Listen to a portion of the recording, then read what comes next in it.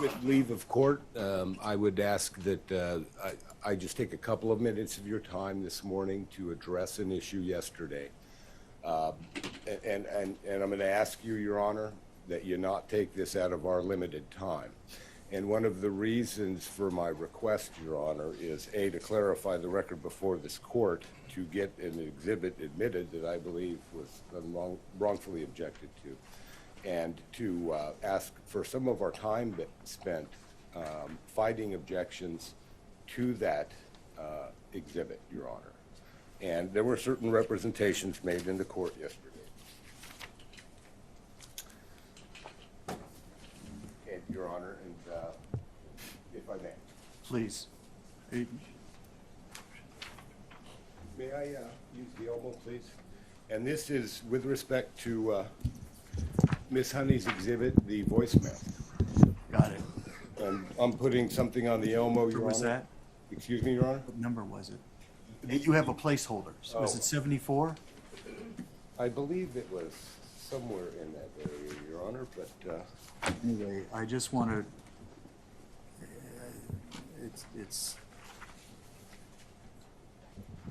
I've got that bent. I need to focus on what exhibit. So it's actually, you had a placeholder for number 74, and I presume you're going to explain to me a little bit more about that process. yes, Your Honor. Go ahead. Am I right about it, 74? Yes, Your Honor. Thank you. Go ahead. I'm sorry, Mr. Blum. Now, certain avowals were made to this court by defense counsel yesterday. Okay. They avowed, Your Honor, Well, wait. that nobody by the name of Betty worked in the Department of Elections. And what I have placed on the Elmo, Your Honor, is a copy of a business card for Betty Gallagher. Mm-hmm. Betty Gallagher is not just some low-level employee of the election department, Your Honor. She is the voter outreach manager. The voter outreach manager, Your Honor. Wait. If This business, I'm explaining the context of this business card. I made representations to this court, Your Honor, yesterday. And when my client and I spoke, not my client, my witness, I'm sorry. My witness and I spoke yesterday. Wait, I was wrong. I'm sorry to interrupt, but to save you some time, I thought yesterday I ruled that you could play it in court, and then I would address exactly what you're talking about. If the exhibit... I want to clarify, Your Honor, that it was admitted, because I don't believe that it was admitted. Well, be admitted, it's got to be in some format that I can put it into the record. And you told me that you tried, and after your best efforts, you could not upload it into the clerk of the court system. I accepted that. So how would you have me admit it? May I have a CD-ROM brought down to the court? I'm going to be very upfront with you about my hesitation and the look on my face. The county has spent millions of dollars on its computer system. I do not want to be the one to go to the presiding judge and explain why I put something into the county system. Understood, Your Honor. With that, Your Honor, I can go to Costco or some store and buy a standalone tape player. I can record that audio onto that, and we can admit the entire tape player as an exhibit. No, wait. And I don't need the plug for Costco either. Hold on just a second.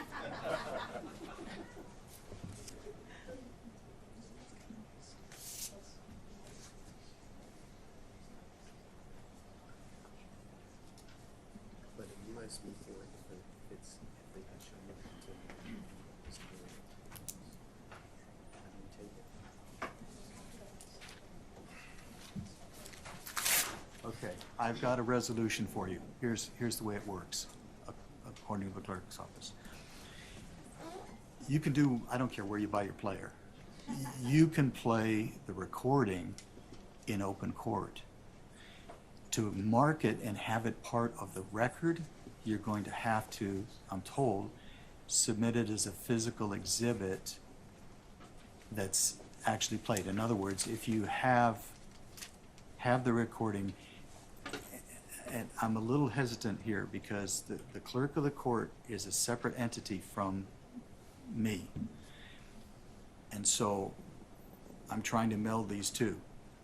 As long as there's something that shows that it's, if you're an officer of the court, if you give me the package that shows this is where this came from, in other words, I bought a clean, new thumb drive, and you're avowing to me I downloaded this from some type of media that has viral, antivirus software protection on it, I will take that as the physical exhibit. Yes, I won't let you plug it into the court system. understood. You take your Costco player and plug it in, and you bear the risk of what happens to your Costco player. And you can play it in court, okay? And with that, Your Honor, I would say also that it was played on the record yesterday, or it was played in court yesterday. I'm fine with that, Okay. as long as I can get the actual audio admitted as an exhibit. And I will have our technical people do that today. I just ruled, I just told you, Okay. if you get me that, I will take it. Now, Oh, I thought you said play it again in court, Your Honor. if you did it, Thank you. but here's the thing. Before that physical exhibit gets accepted, the defendants have a right to hear it. I'm not as casting aspersions on anybody. But if you take what you're gonna give the clerk, plug it in, play it, and they say, yeah, that's exactly what was played in court, then we've got no problems with foundation. Then that'll be, I know you don't do, go ahead. I know you don't do placeholders, so what number is this? Yeah, we don't do placeholders, so it'll be Exhibit 120. So for the record, it's Exhibit 120 we've been discussing, not 74. Exhibit 120. 120, okay. And I will make that happen today, Your Honor. It's your responsibility to make sure it happens, if you, I anticipate you're gonna rest your case today, all right? Yep. But that's gonna be contingent upon making sure that you've got all the exhibits in. So for this one exhibit, I will give you, until we adjourn the hearing beyond when you rest, because I know you have to jump through these hoops that I just told you, okay? But you have responsibility to make sure this happens in case I forget, in case something else happens, okay? This will happen, Your Honor. And the second question I have is, we spent a lot of time discussing Betty yesterday, Okay, and this exhibit, this specific exhibit, okay? And this is an email from me, Your Honor. I avow this is an email from me. I'll take your word for that, And Mr. this is Just tell me. This is an email from me to, I believe, all of the defense counsel sitting up here, in which I, again, on behalf of both my client, who submitted the Public Records Act request, and my witness who was on the stand yesterday talking about those documents that she needed, that the county will not produce. This email, Your Honor, specifically talks about Betty. It says Betty Gallanter. How much time are you asking for? I'm asking for at least 15 minutes, Your Honor, that were spent debating about this issue. And, with leave of court, I would also like to move to admit this email as an exhibit. This email is highly relevant, Your Honor, because it does discuss the chain of custody documents that were discussed yesterday, and those very documents, Your Honor, that Maricopa County says they have, but will not give to anybody, or have not given to anybody. Now we're beyond the scope of the exhibit that you're talking about. If you're talking about, you want time back focused on the discussion we had about chain of custody and how to do it, without arguing, I think we have some additional time. I've made time. This time we're doing right now, this is time that I made by making you come in earlier. Okay, I didn't take this into account. So this is on me, okay? So I have no problem giving you 15 minutes. Thank you, Your Honor. Okay? And I'm not gonna admit the email and go into all of that. I'm giving you the 15 minutes because I think the email goes well beyond this. And I think I'm gonna invest more than 15 minutes of my time straightening out what's relevant and what's not relevant. So I'm gonna give you the 15 minutes and not go into that. Much appreciated, details. Your Honor. Thank you. Okay? Defendants, if you Well, want. Your Honor, go you ahead. just saved me and you saved the court some time because I'm not going to argue for the 9 minutes and 22 seconds that should be allocated, so I'm not going to mention that. But what I will mention, and we can check the record, is that the question was asked about a Betty who works in the Maricopa County Public Records Department. And there is no Betty who works in the Maricopa County Public Records Department. That's the avowal that I made. That goes directly to my integrity, Your Honor, so I have to put that on the record. And secondly, avowals were made by counsel that his client knew Betty personally.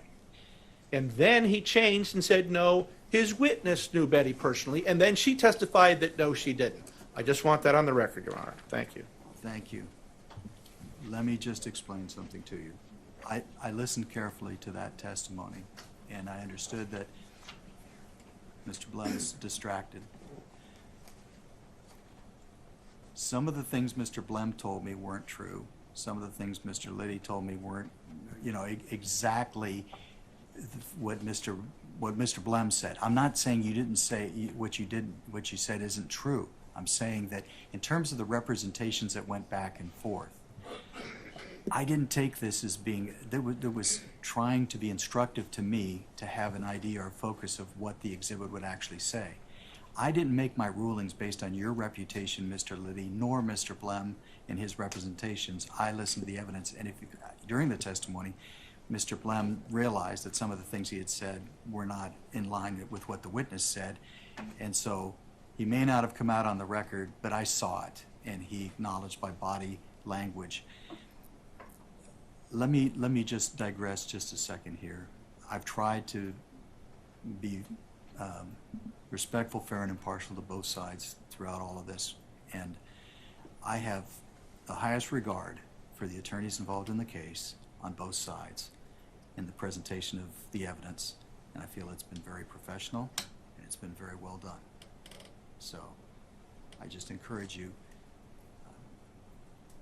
I know this is hotly contested, and it hasn't, well, I'll leave it at that. I think I rely on your professionalism and dignity.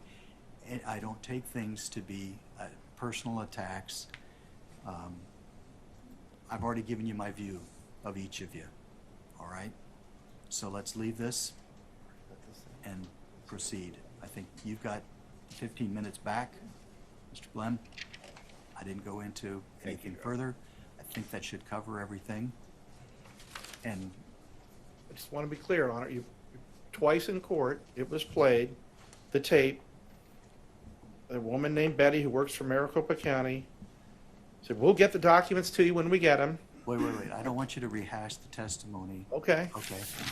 Enough, because I've tried to take very good notes and I've paid attention. Thank you, Your Honor. So, thank you. Okay. Plaintiff, do you have a witness that you'd like to call? Yes, Your Honor. We call Rich Ferris. All right.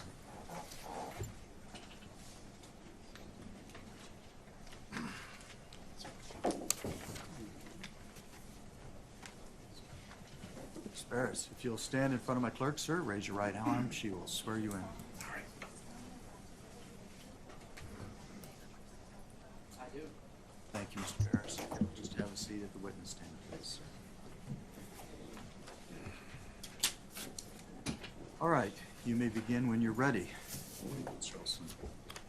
Good morning, Mr. Barris. Would you please state your full name for the record? Good morning, Mr. Olson. Richard D. Barris. And Daniels. where do you work currently? For about over 6 years, I'm the director of Big Data Poll. Before that, I worked in election forecasting. Modeled the election forecast model for People's Pundit Daily. Did that from 2014 till 2018. Can you briefly go through your qualifications and experience in conducting exit polling? Yeah. And yeah, what, I and s- describe what exit polling is as well. Yeah, I studied political science, but since 2014, I've been conducting exit polling and studying. There's no secret that the industry's had problems, so I largely focused on response biases, and the exit poll that we conducted in Arizona, for instance, is modeled very much off of the VoteCast, which is done by the Associated Press now. Okay. How long have you been doing exit polling? Exit polling, particularly, is for about a little over 6 years. Okay. And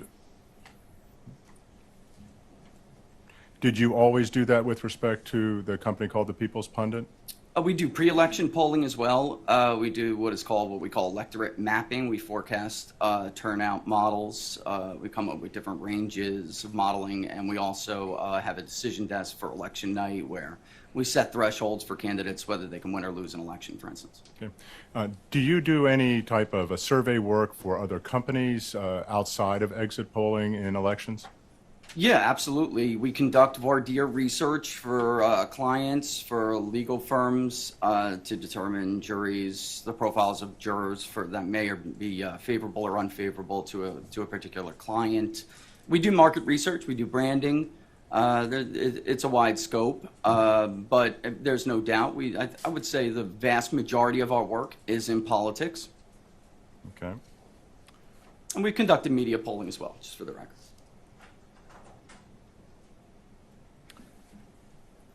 What type of methodology do you employ in conducting an exit poll for an election? So the methodology that we employ now, because exit polling has changed over the years, is the methodology that is now used by the Associated Press, which has broken away from traditional exit polling in recent years, and it will be the future. Okay. What is the difference between a turnout model and exit polling? So turnout modeling, and that's a great question. Turnout modeling, we only have certain variables that we could look at with turnout modeling. For instance, historical turnout, population increases, but that is limited. So the difference between exit polling and just turnout modeling in general is that we're able to talk to people to see whether or not there's something that would have changed. For instance, in regular turnout modeling that I would looked at in the Maricopa County 2022 election plan, they gave two different variants. There's always variances to models, but they gave two different plans. If they would have used those plans in 2018, they likely would have understated turnout because there would have been no historical basis for turnout to have been as high as it was in the 2018 midterm election. When you say they gave two different, what are you referring to? So if you look at, I believe, page 11 in the election 2022 Maricopa election plan, you'll see that they are providing two different turnout models. One is a lower turnout model, the other is a higher turnout model. And they're using various variables that they're putting into this. Turnout rates, they're averaging certain cycles over the last several decades. But again, I'd applaud them for that work. They did a good job, but it's limited because the turnout was very, very low in some of those elections. So you would never see a high turnout election coming if you didn't have long-term interviews with voters on the ground. For the record, I believe you're referring to Exhibit 2, It is Exhibit 2, exactly, yes. and that's Defendant's Exhibit 2. What are the factors that you take into account with respect to turnout modeling?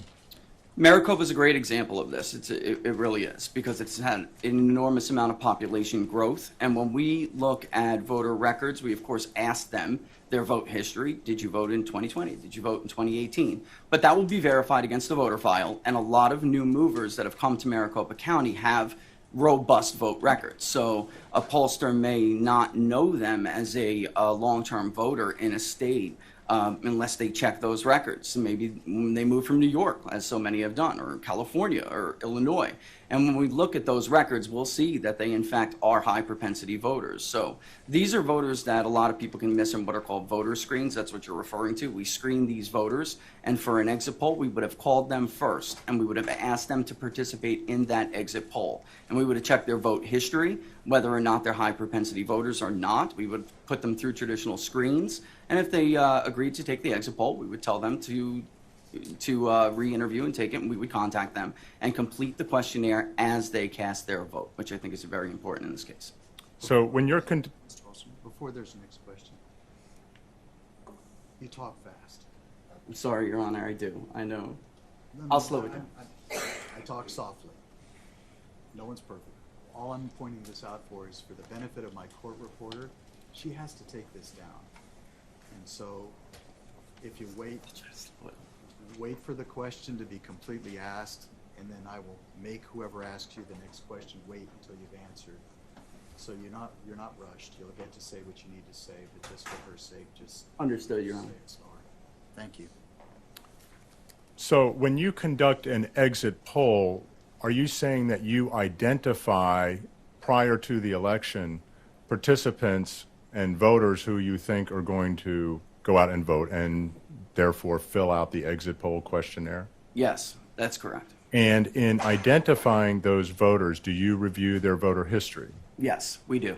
And do you interview those voters or survey them? Yes, we do. And we'll also check to see, sometimes people just don't tell the truth. So we will check those voter records, what they're self-reporting to us against what is on their voter file. And were you hired by the plaintiff prior to the election? In fact, we were not hired by the plaintiff to conduct this exit poll. Okay.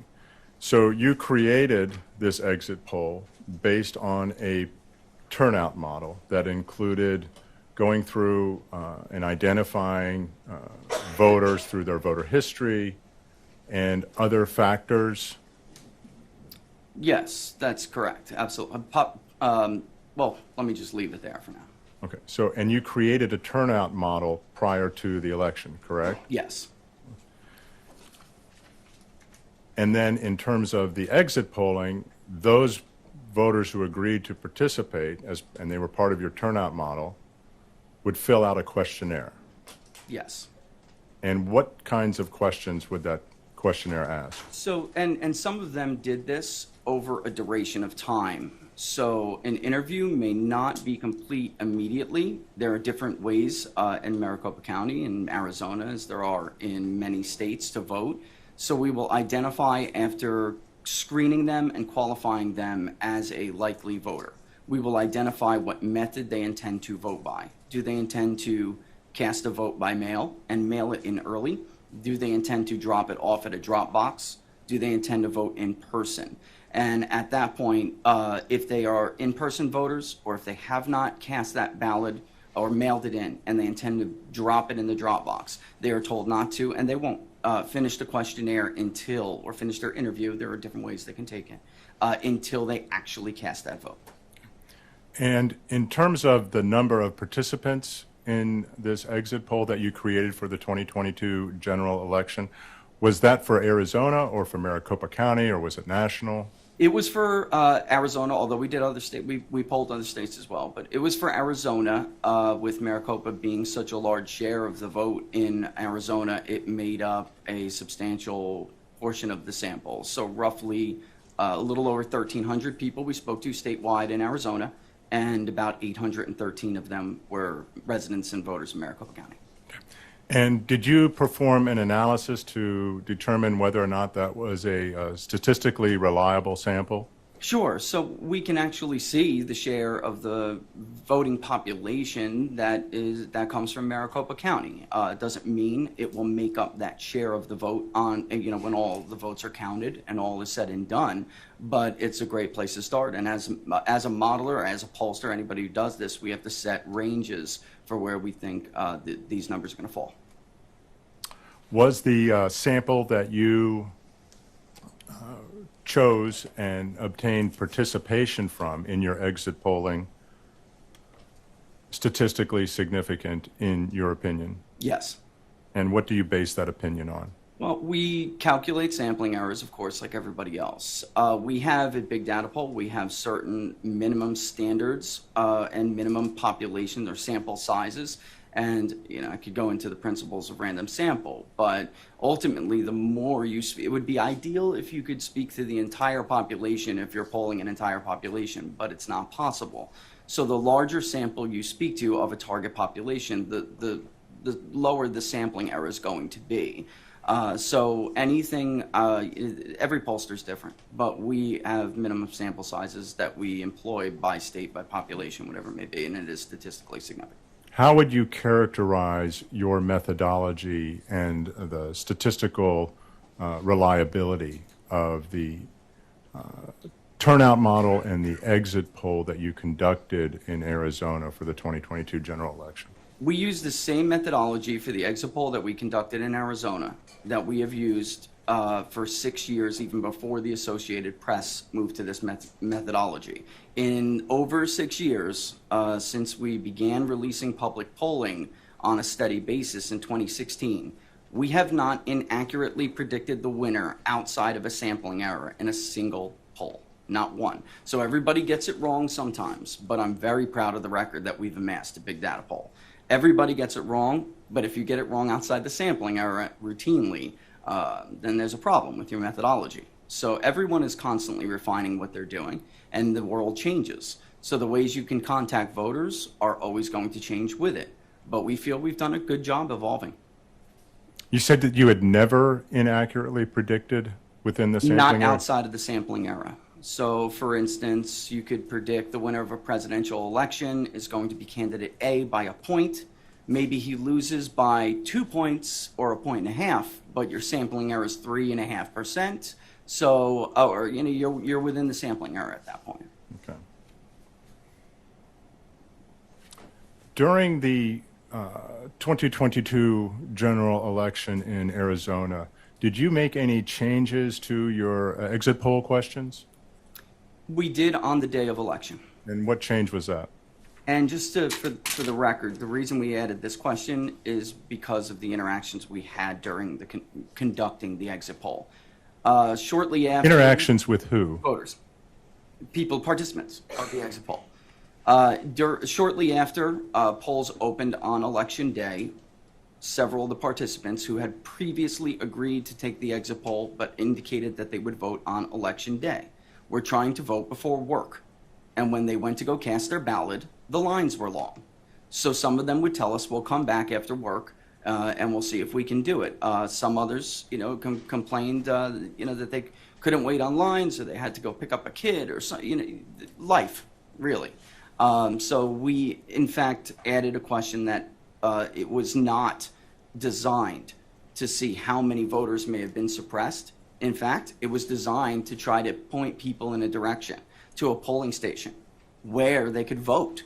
So we added a question that basically said, did you have any issues or run into any complications while attempting to vote, such as tabulators rejecting ballots or running out of paper when at the polling station? And we took this from issues that voters were telling us. We didn't make this up. We took this from issues that we heard directly from them. And was this change in terms of the questions, to add this question, was that done in connection with any anticipated litigation that might arise out of this election? The goal was to attempt to tell the participants where they could go vote, and we were taking lists of polling places. Those who were able to successfully cast a ballot, where were they able to do so? Okay. Now, you did a report for use in this election challenge, correct? We did. And what was your conclusion as to the number of likely voters that were suppressed from turnout as a result of the chaos on election day?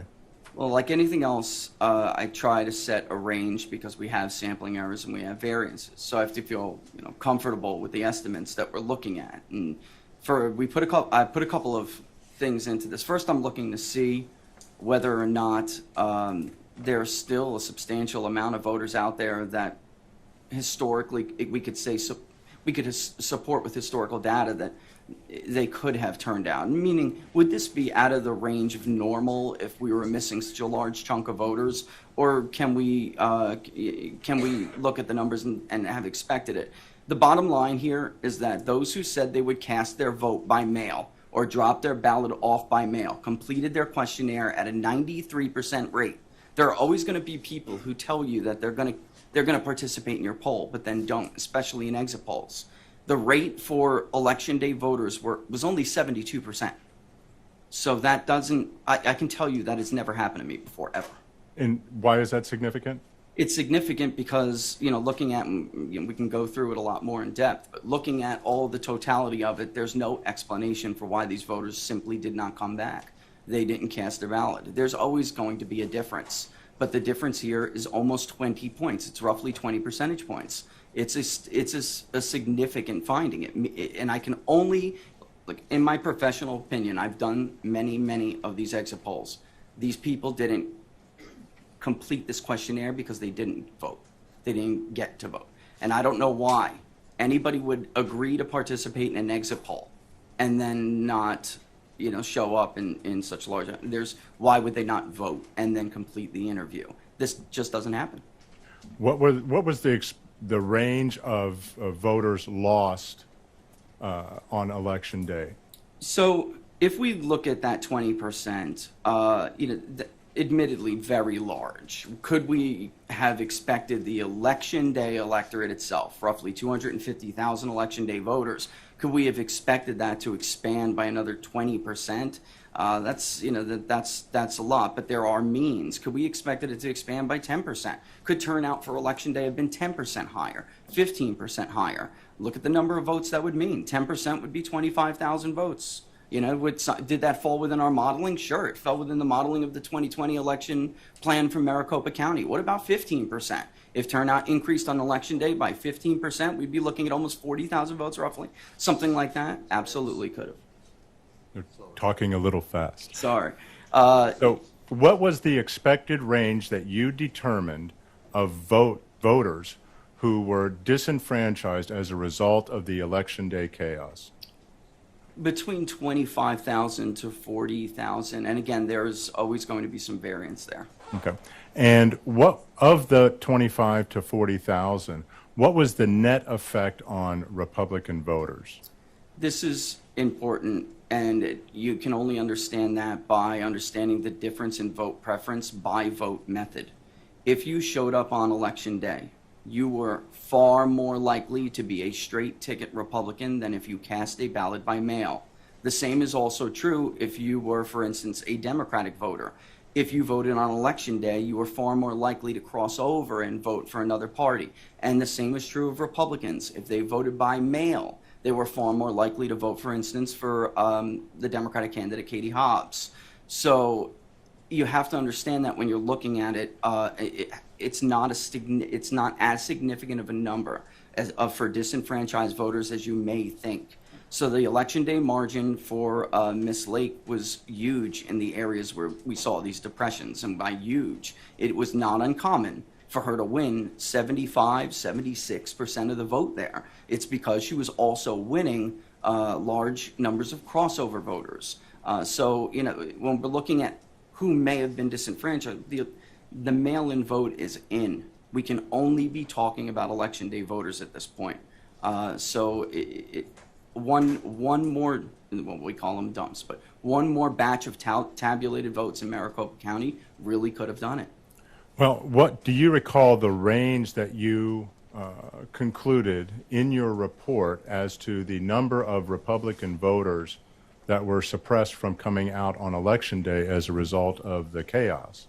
Well, again, I really want to caution anybody for thinking about this just as Republicans because, the vote share is so large, where the Republicans were absolutely disproportionately impacted by this. And we're talking about a net advantage that absolutely puts the margin in doubt. So we're looking, if it was 25 to roughly 40,000 votes, Mr. Olson, the margin that we saw in these areas puts this election within a few votes either way. It really does. Would it refresh your recollection if we brought your report to know the number of voters, that Republican voters that you determined were suppressed as a result of the election day? Percentages, we could absolutely do. No, sir. I'm asking you came up in your report with an expected range of suppressed Republican voters. Do you recall that range? Well, the range was, yes. The range was a low of 25,000 to a high of 40,000, yes. Was that overall voters or Republican voters? That's just that's overall votes that would have netted. What I did in the report, Mr. Olson, was explain how the net change in the vote would have been impacted. What was that figure? Well, that figure was between 2,000. It would have ranged between 2,000 hold for the current leader to roughly 4,000 for Ms. Lake. Do you recall a range of 15,000 to 29,000 in your report? Oh, Mr. well, Barrett? yeah, yes. That's. Objection, the Your net, Honor. I have an though. objection to that question. I understand, though, what he's saying. Sure. Thank you. Counsel is leading the witness in testifying. It is leading. If you would like to have him refresh his recollection, that'd be fine with the report, but I don't want to, it's not in evidence, put it that way. Yes, Your Honor. Call up exhibit.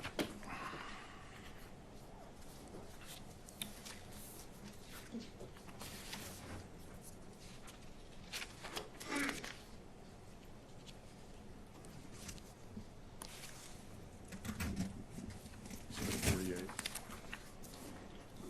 Which exhibit is it, Mr. It's Olson? exhibit 48, Your Honor.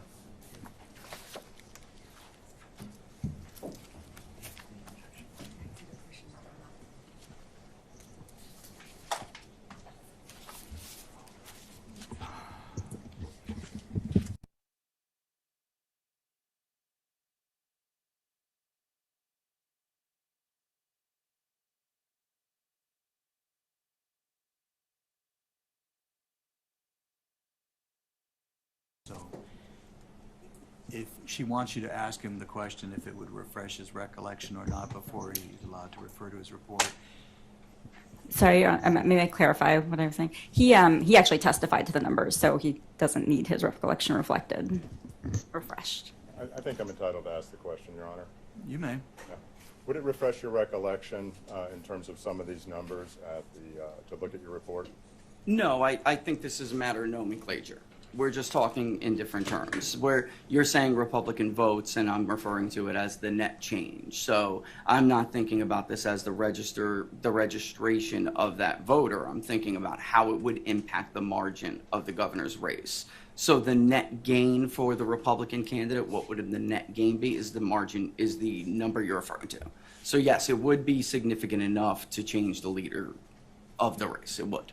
And you're basing that on the net difference between the candidates of 17,000 Yes. plus votes? That's correct, sir. Yes. So in your opinion, the suppression of Republican voters that you saw on Election Day, based on your exit polling and survey, exceeded or would have exceeded the margin between the two candidates of 17,000 Wait, plus just a votes? second.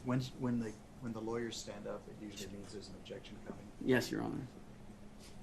Objection, Your Honor. Counsel is again leading the witness and mischaracterized his testimony about voter suppression. Okay. Let's stick with leading. It was leading. You can ask him for his opinion.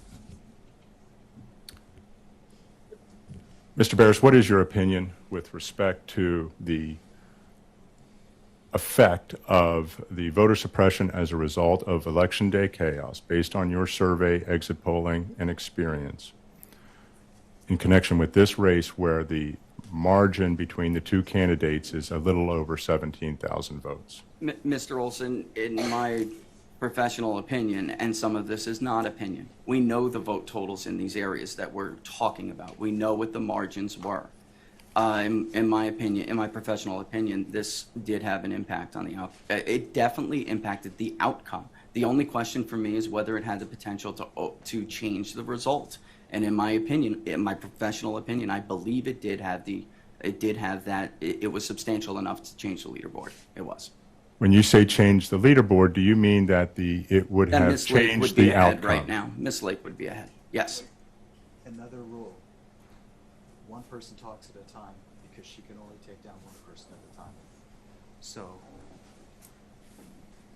I cut into your answer and broke my own rule to try to get you to not speak at the same time. Your Honor. So Mr. Your court. Barris, can you repeat your answer so my court reporter can get it clearly? In my professional opinion, the amount of election day voters that we're talking about here with the margin would have changed the outcome of the race. And the number is substantial enough to have changed who the overall winner was in this race. And are you saying that plaintiff Kari Lake would have won this race but for the election day chaos? I have no doubt.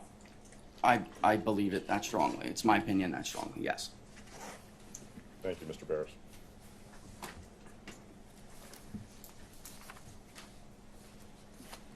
Are you done with questioning? Yes, Your Honor. Thank you. Cross-examination, please.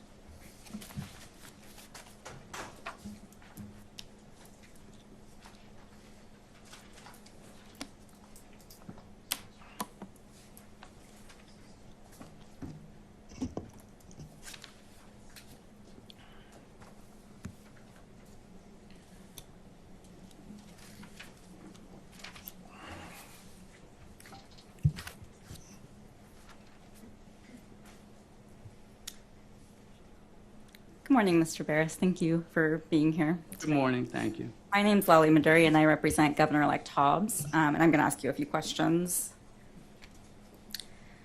Just first, have you ever testified in federal or state court before? No.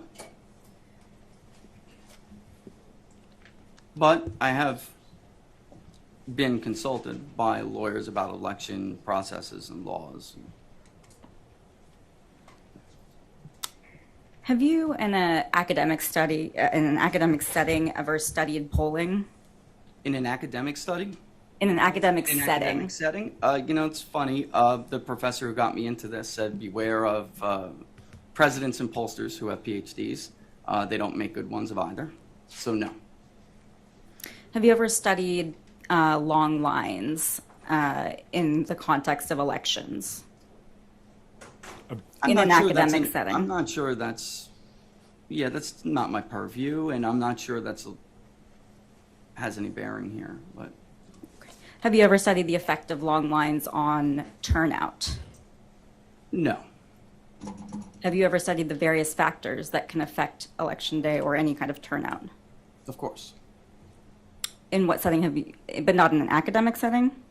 Well, I'll say it again. I make my living in the real world. There's a difference between practice and theory, ma'am. There is. So no, you've never studied No. the effect of. No. Have you ever published any peer review academic articles? No, but I've appeared in numerous outlets after elections. I've written commentary articles for various news organizations. No, it's not academic, but again, in my industry, academia means nothing. Accuracy matters. People come to me when they want the truth and accurate information. They don't care about theory. So no, you've never published No. any kind of academic No, peer-reviewed article. that's correct to say, yes.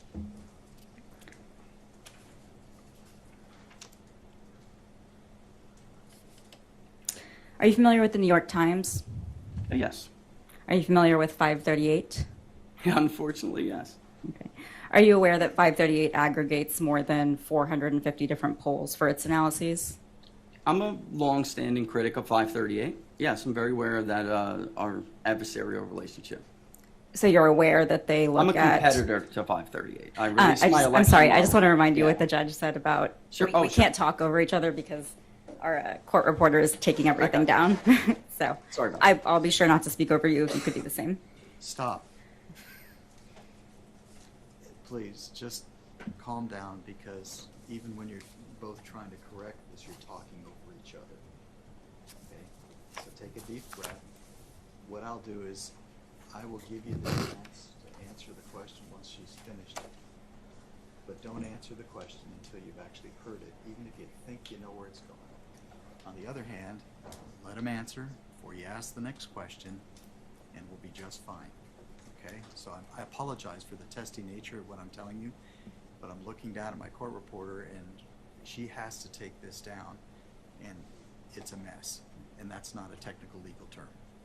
Just one person talking at a time. Thank you. Thank you, Your Honor. So, Mr. Barris, are you aware that 538 aggregates more than 450 polls for its analyses? Yes. Your polling organization, Big Data Poll, is excluded from 538's aggregated polls. Is that right? That is true, yes. And Big Data Poll received a grade of F as in a failing grade from 538. Is that right? It is. And can I just elaborate? Okay, I'll just let it go. Be more examination after she's done. Briefly.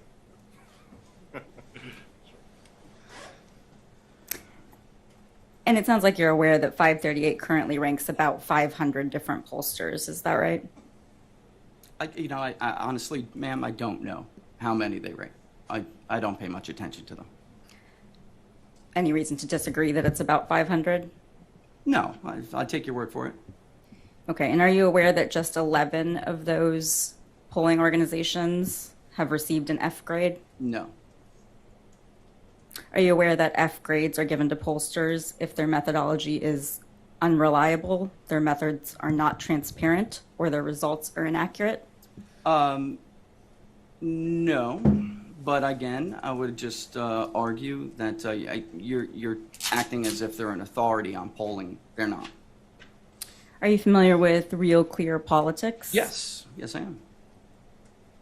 Are you aware that it's been described as a right-leaning media outlet? No, they're not right-leaning.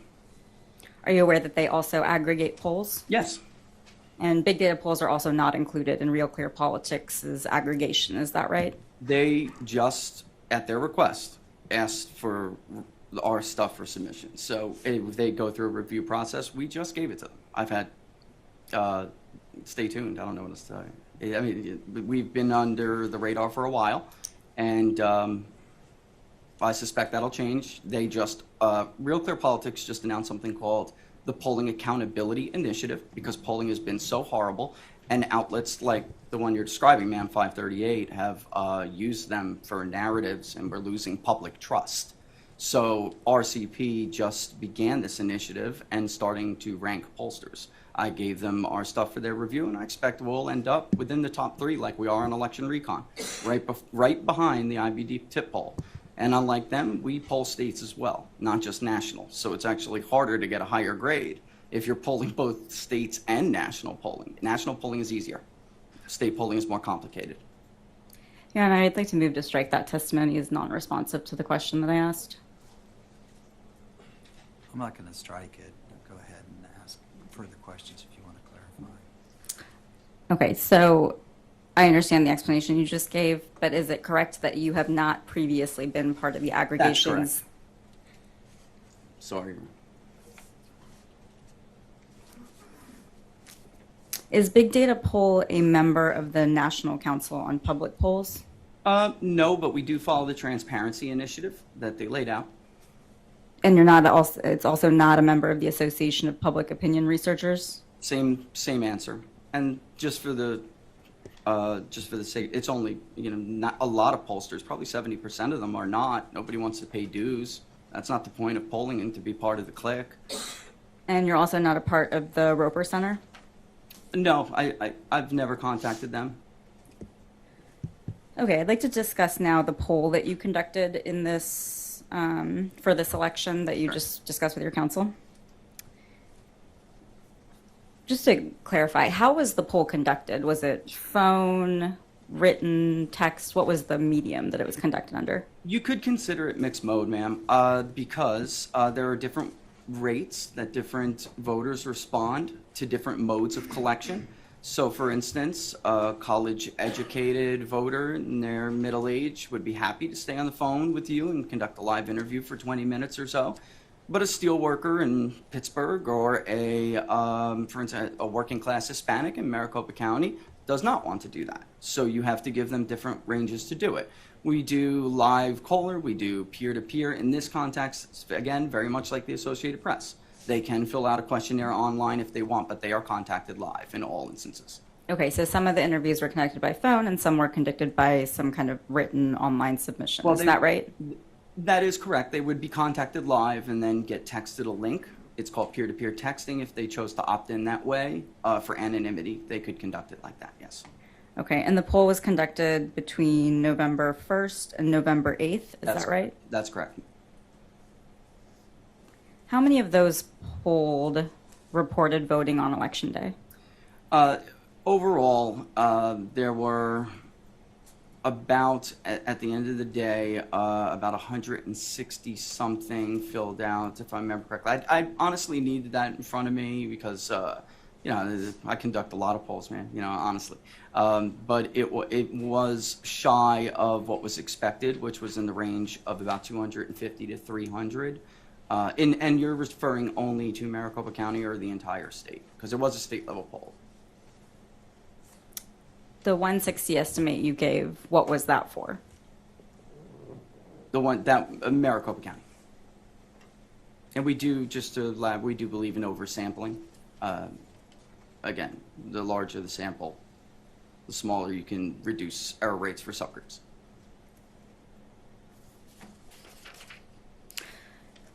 Of those who responded from Maricopa, who voted on Election Day, were there respondents from all of the congressional districts that Maricopa covers? That's a great question, yes.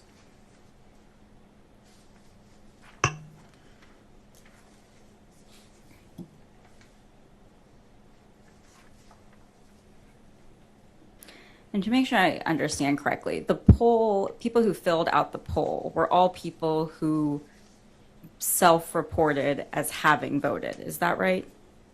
Yes, we would not be, that is correct. We would not be able to verify that until, in this case, a county or Secretary of State's office. We do use vendors that often give us that information faster. That's correct.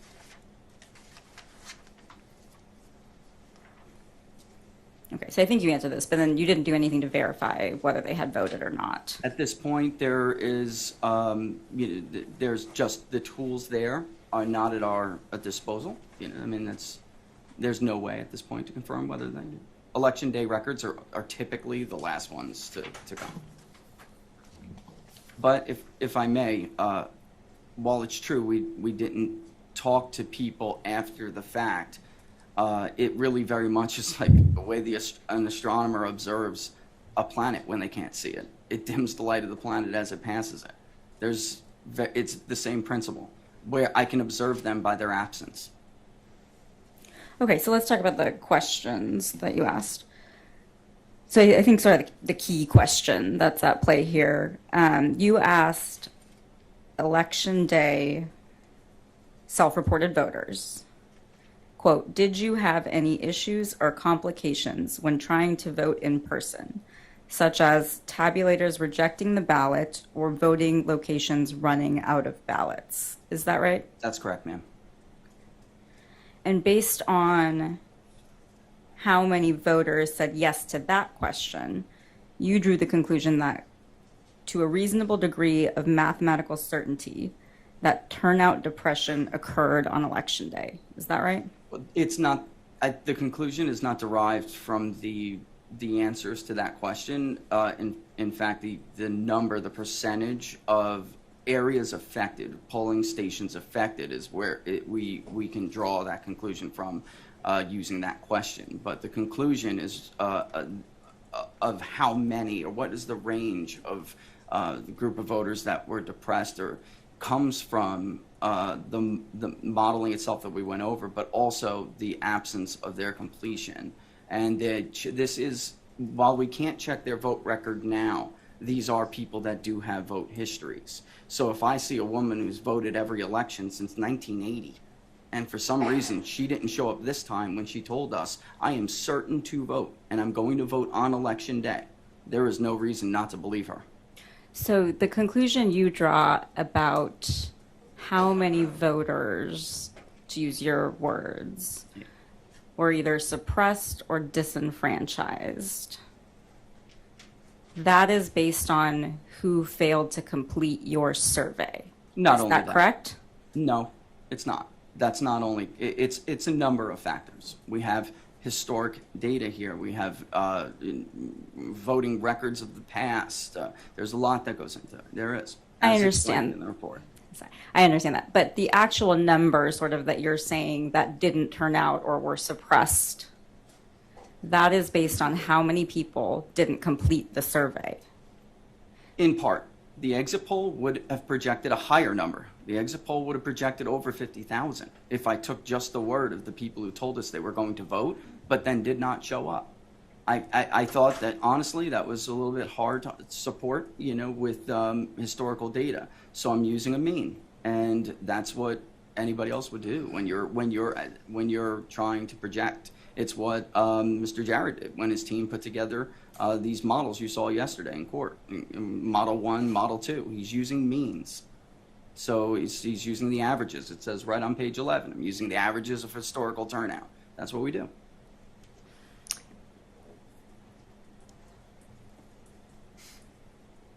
In your projection about how many people would vote, was that based on any sort of interview with a person? Yes, later in part, absolutely. So I think I asked my question, but let me just make Okay. sure that we're Okay. speaking about the same thing.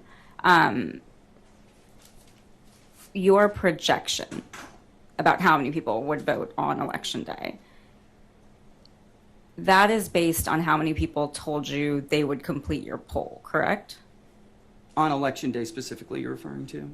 Or at all? No, I actually, again, I'd applaud the work I saw in the election plan in Maricopa County. It just has limitations, so we would add those interviews as a variable. Again, I use 2018 as a great example. If you only used historical data, then you would never have saw over 64% turnout in Maricopa County coming, because you haven't seen an example like that in decades.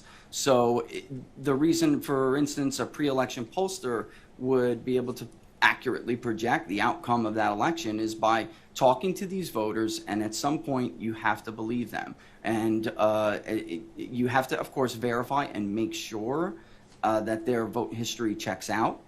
But if you're a pollster and you're interviewing them, you actually are you have the advantage. You're able to catch on to new movers, for instance. Whereas if you're just looking at a historic turnout model, you're gonna miss it. You're gonna fall shy. Okay, and the people who actually responded to your poll, they all reported voting, right? Who actually responded? That's correct. Yes.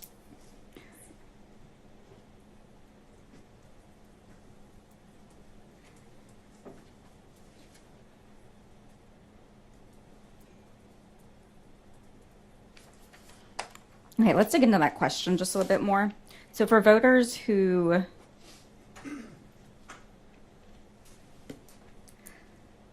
you discussed with your counsel that you added a question to your poll on election day, right? Yes.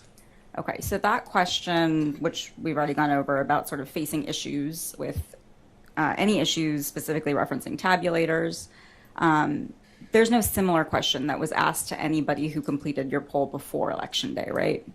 Yes, I'd say that's true. And Okay, there's great. a reason for that. That's fine. So Okay. yes. So if early voters had faced issues, there was no question in your poll that would have captured that response. If early voters had faced issues, we would have added the question. That's what I'm trying to distinguish here. I understand. So they were Yes. not asked the question. They were not. That's true. And they Okay. were not alerting us of any issues either. Did you ask election day voters outside of Maricopa if they had issues on election day? Yes. Okay. It's not really an accepted practice in the political polling industry to change or add questions partway through a poll, is it? Yes, it is. In a tracking poll, you can change a question every day. There's nothing wrong with adding a question if you feel that there is a subgroup within the poll that is being uniquely impacted by it. Then sure you can. Part of the question had a premise in it. One of the issues you gave as an example that a voter could face was a voting location running out of ballots, correct? Yes.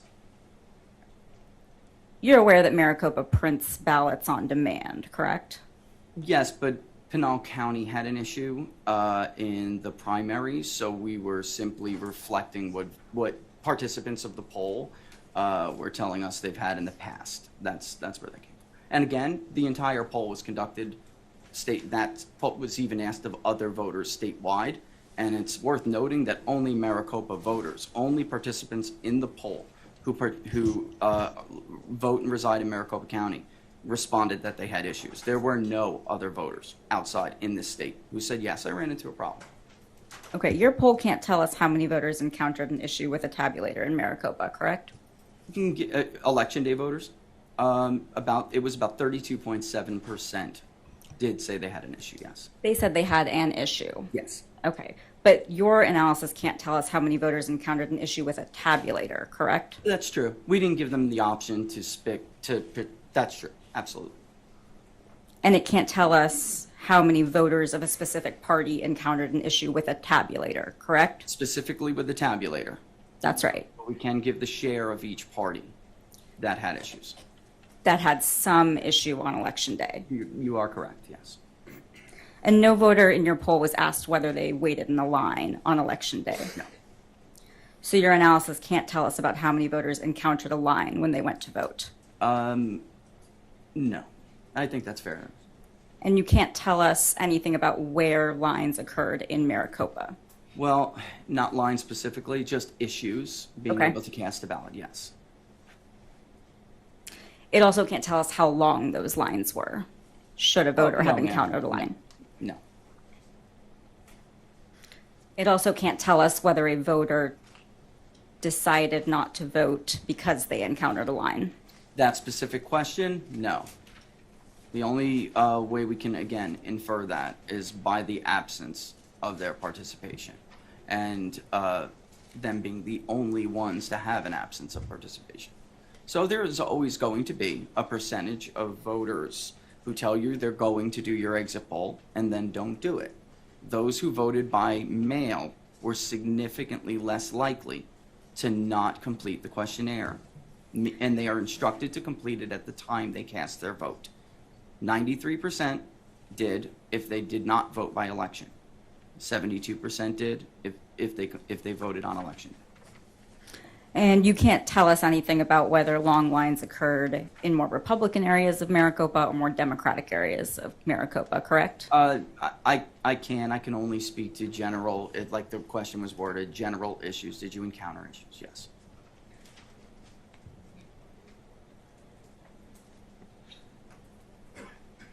So again, the question you had asked was, did you have any issues or complications when trying to vote in person, right? Yes. Okay, so this question doesn't allow us to distinguish between voters who encountered a significant issue versus a voter who had some kind of trivial issue, right? Well, because of the sample size, we can technically do that by just the amount of signals is what we would call it. So, are there areas that are consistently showing up as problematic areas? But because it's sample size, we can only look by congressional district. I would not be able to look by vote center specifically. Okay, I understand. We can talk about your congressional district analysis, but I just want to clarify. The question doesn't allow us to distinguish between the type of issue that a voter faced. That's true. You're correct about that. And voters who encountered a problem with something other than tabulators could have also reported experiencing an issue, correct? Yes. So, for example, if somebody had an issue with their voter ID, their voter ID, that could have been reported as an issue in your poll. That is, yes, and that's fair. I just want to make the point, though, that we decided what to ask people based on what was being relayed to us. So there were people who were attempting to contact us and tell us, basically, I'm sorry, I know I said I would take your survey, but I had an issue, the line's too long. I mean, they were telling us these things. It's just at the time, we did not design the poll thinking this, we'd be here today. You know, that's just a fact. Yeah, I understand. I heard you explain that to your council. I understand that. But for your poll, if somebody had gone to a Maricopa voter, went to a voting location that wasn't in Maricopa, and they found out they couldn't vote there, they could have reported that as an issue or complication when trying to vote in person, correct? I just want to make sure I'm understanding you. So you're saying whether or not a voter who lives in Maricopa, who can vote anywhere in the county, went to a neighboring county and voted? Is that what you mean? It's just a hypothetical. So that voter, had they done that, I suppose it's possible, but we're talking about such large numbers. It shows that there was something systemic going on. We're not talking about a whole third of those who reported on election day that they had some complication. That's not going to be a culmination of a ton of different issues. It's very unlikely, highly unlikely. It indicates there was something systemic going on. but a voter who showed up and had to vote provisionally, say, because their identity couldn't be verified, that person could report that they had an issue or complication when voting, right? No, they would have voted. If they cast a ballot, provisional or not, they would have completed been instructed to complete the survey. Let me clear. I think maybe my question didn't come across. The question I was trying to ask you is, a person who went to a voting center, expected to vote, and then found out that they could only vote provisionally, they might report that as an issue or complication when they voted. Yes, ma'am. Yes. Now that I understand your question better, yes. Thank you. I apologize for the lack of clarity there. So just a couple more of these sort of hypos. So a voter who, say, had to spoil their ballot and then vote a new ballot, they could have reported that as an issue or complication when voting on election day, right? I think that's unlikely. We did actually speak to several people who asked us whether they were looking for instruction. They got a ballot in the mail, and then they wanted to vote on election day. So they told us they went down to the polling station. Their mail ballot they were told their mail ballot would be spoiled, but they wanted, and I know this just has to do with how voters are feeling right now, but they wanted an election day ballot, and they wanted it to go through the tabulator and count that day. There was just a group of people who were diehard about this. So if they received an absentee ballot, they were telling us that they were instructed it would be spoiled, and then we told them, complete the survey, you voted, and it will be counted.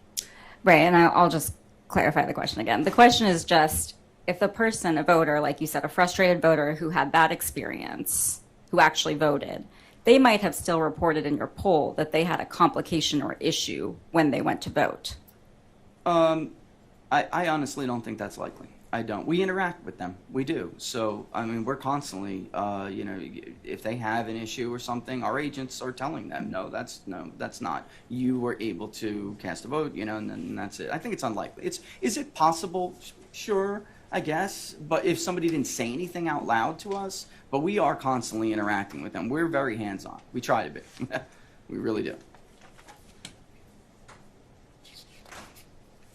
But again, we've done so many of these, I really have to point out. We've done so many of these, and these issues are not new, a lot of these issues you're bringing up. So it doesn't explain why out of nowhere we're seeing such huge positive responses. We would see this elsewhere. Okay. I'm just going to clarify. We're on a very limited clock. So if you can just answer my question, and then your counsel will have an opportunity to ask you any clarifying questions and elicit more testimony. I'll do my best. Thank you. I appreciate that. So kind of wrap this up here. So your poll doesn't give us any specific numbers about how many voters had issues that related to tabulators. That's correct? That's correct. And it doesn't give us any information about what number of voters had issues that related to long lines. That's correct? true. Correct.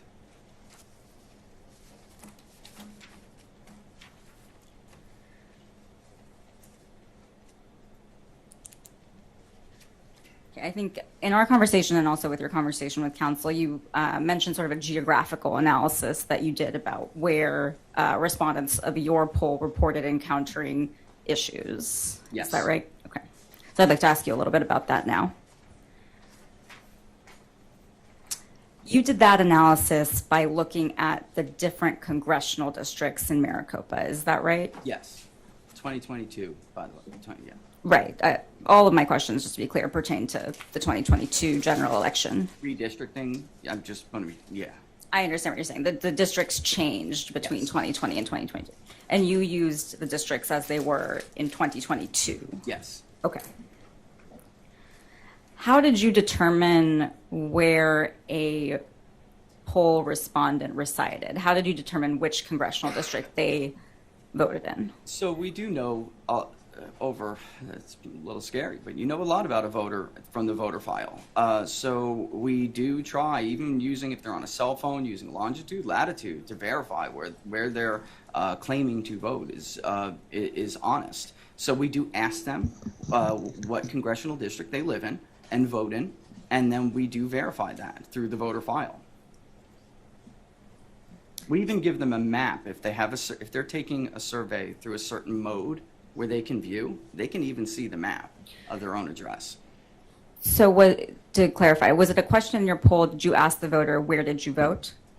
No, just in which congressional district do you live in and vote in and reside? So the question was, which congressional district do you reside in? Both. They get both, is what I'm saying. Did you live in? And Maricopa's a little bit different because you can vote anywhere. So you can go up the street and end up outside of Mr. Biggs's district and end up in Mr. Stanton's district. So they get both questions.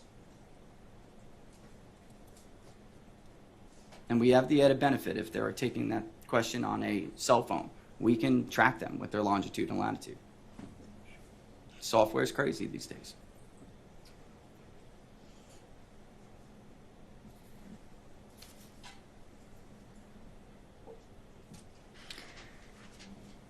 Okay, and I think your general testimony was, and please clarify if I'm mischaracterizing, but something along the lines of that congressional districts that ultimately elected either a Republican or Democratic candidate. That's the basis for which you said this is a Democratic area or a Republican area. Is that right?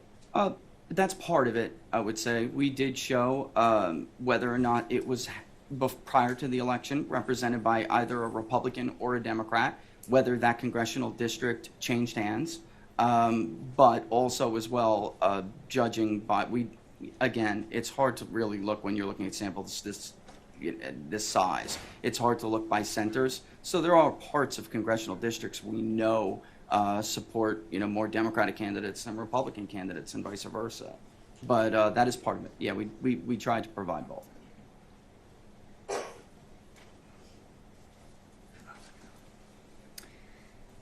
Congressional District 9 is one of the districts that's in Maricopa, right? 1, 5, Schweikert, Sisquamani, Stanton, and yeah, and there's ultimately what we had, I believe, was 5 congressional districts in total, I believe, that wrap through. But I'd have to look and make sure. They're small samples. Sometimes you'll get a couple from a corner of one district. Yeah. Are you aware of how many congressional districts are in Maricopa? There are 5 congressional districts that wrap through Maricopa. Would it surprise you to learn that there are 8? Oh, well, no, it wouldn't. Sorry, but there were 5 participants that took the poll. There are 5 in the report. I see. So there are 3 of the 8 Yes. congressional. That's what I meant by a few of each. Sorry. So does that mean that in your poll, respondents only came from 5 of the 3 districts? There were- 5 of the 8 districts? There were some in others, and they're on the table, but they're so statistically insignificant. I really can't draw any conclusions from them, and they're in the report. Okay, so there were 3 congressional districts in Maricopa where you didn't have enough of a response to be able That's to correct. report how frequent the issues were in those congressional districts. Is That's that correct. We're talking about 0.2%, it was very small. right? Okay, and one of those congressional districts I remember from your report is Congressional District 9. Is that any reason to disagree with me? Yeah, I'm not sure. I mean, I'd have to have it in front of me to make sure I know exactly which one. 8, I know the percentage for 8, first To feel comfortable, if you're about to ask me about percentages, I'd need to, honestly refer to it.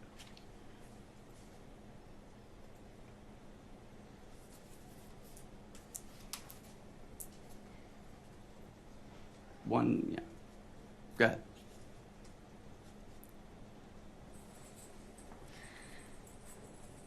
So you analyzed for each congressional district what percentage of the people who reported problems or complications resided in a specific district. Is that right? Yes. So if memory serves, about 30% of the people who said they had encountered issues came from the 1st Congressional District, what is now the 1st Congressional District. And the 8th Congressional District, if I remember correctly, was about 14%, I believe. There's the 5th as well. I mean, again, I'd have to have it, right in front of me, but go ahead. I thought you were going to ask me something. Sorry. So you just reported some percentages, and it's fine if they're exact or not. I'm not asking you to. It's not a memory test to report what the percentages were. What I wanted to know about is when you reported that percentage, I think you just said around 14% for CD8. Did you consider how much of the voter population resides in CD8? Sure. And that's why we chose to show it as it is, first of all, that weighting, if it was necessary, would have taken care of that as a share of the overall population in Maricopa. So it's not necessary. Because each district is representative as far as how many came from that district in the overall sample. Basically, it's the principle of randomization. It wouldn't matter if there were 30% more in David Schweikert's district versus a much less populated district like Andy Biggs's district, or more populated like former Congressman Stanton's district. It wouldn't matter. They still have the same probability of being asked a question. So they're basically going to. We have to look at this by vote by party and I don't want to get ahead of myself, but they still have the same probability. So it doesn't really matter that the one district is smaller than the other. It doesn't. So just to back up and make sure I understood then. So the congressional districts that you excluded from this analysis, I think we determined it was 3 of the 8. Does that mean that there weren't sufficient voters from those 3 districts who reported having problems, and that's why they're not included? No, the size was so small, that's why they weren't included. The sample size from that And district. maybe I'm misunderstanding you, but yeah. Yes, the sample size. Okay. So for an excluded district, you didn't have a large enough sample size to say whether or not voters had problems in that district. Right. That's right. So for the 3 of 8, there wasn't enough voters to determine whether there were problems in that district. That's fair to say. Yeah. Okay.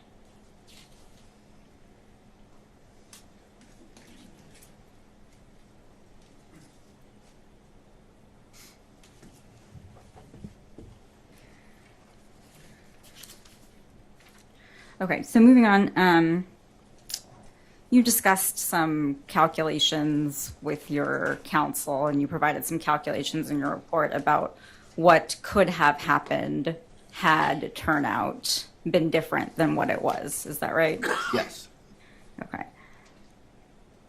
And specifically, you, in your report, did those calculations based on if turnout had been 2.5% higher for all voters. Not turnout, because that might confuse turnout rates. If the total vote was just 2% higher, not a turnout rate, if the total vote was 2% higher or 2.5% higher, what would that be?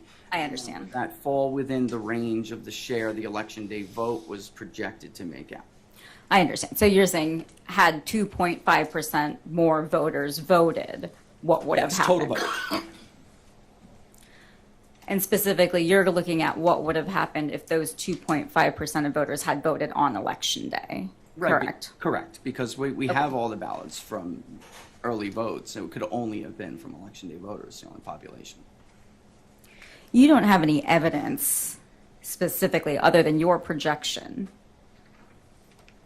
that 2.5% of total voters stayed home on election day, correct? Yeah, and just to be clear, I'm trying in that report just to show whether or not we needed some historically ridiculously high, significant number to show up. But I was looking at that 2.5, and I think it's probably the least significant number to look at. It's whether or not they could historically, and from what people told us, whether or not election day vote could have increased as a share of the overall electorate by what it would have needed to in order for it to have changed the outcome. Okay, and other than your projection, you don't have any evidence that 2.5% of total voters stayed home on election day? Not just the projection, Everything that goes into your projection. including what people told us and their vote history, and yeah. So, but it's your projection, right? Well, sure. And you're not offering any opinion that 2.5% of total voters stayed home on election day because of tabulator issues, correct? Well, my opinion is it's when you look at Joe voter, for politicos, it might be a little hard to understand how, average people would react if they were listening to their friends or they saw on social media, they saw news reports.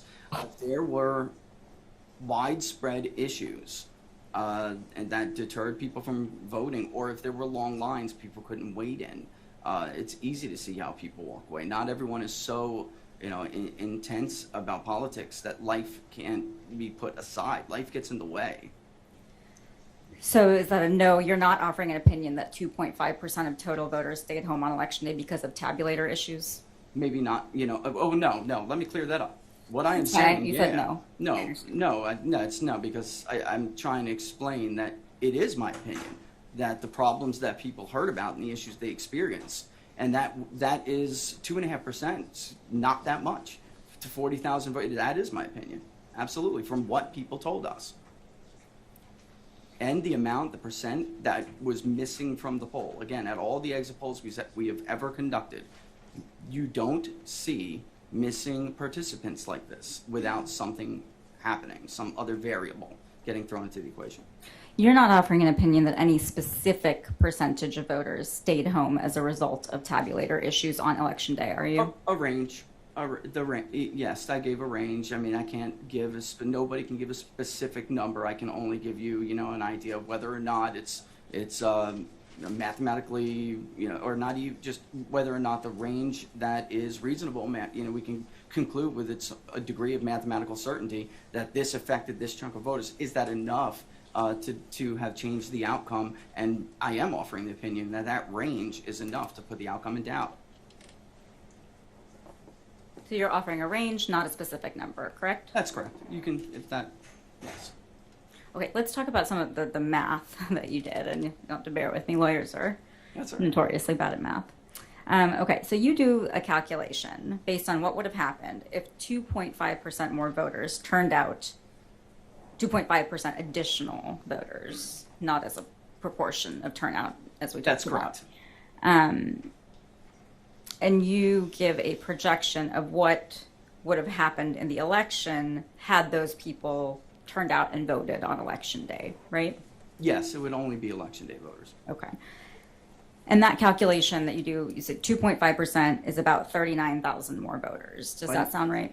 Well, I know, yes, it does. But the 2.5% is, you really shouldn't focus on that. The point is the range of the share of election day vote. How many voters would have needed to turn out? How many more voters to push the overall share of the election day voter, as opposed to those who dropped off in a box, those who voted by mail, to push it within a certain, basically I'm looking for the low of my range. So we estimated it would be over 1/5, could be a quarter of the vote was election day vote. As, by the way, Model 1 does in the 2022 Maricopa plan. It could have been that high, which would have pushed election day voters from 250 roughly to 300, much closer to 300. I'm looking for the bottom of that range, which is roughly 20 to 22%, you know. I understand that you're looking at a range. I'm actually, I understand your opinion. I'm not asking you about that. I just want to talk about the actual calculation that you did. Okay. So the number that you used was 2.5%, and that was about 39,000 more votes on election day. Does that sound right to you? Roughly, yeah. Okay. As of election day, there were 2.5 million registered voters in Maricopa. Does that sound right? Yes.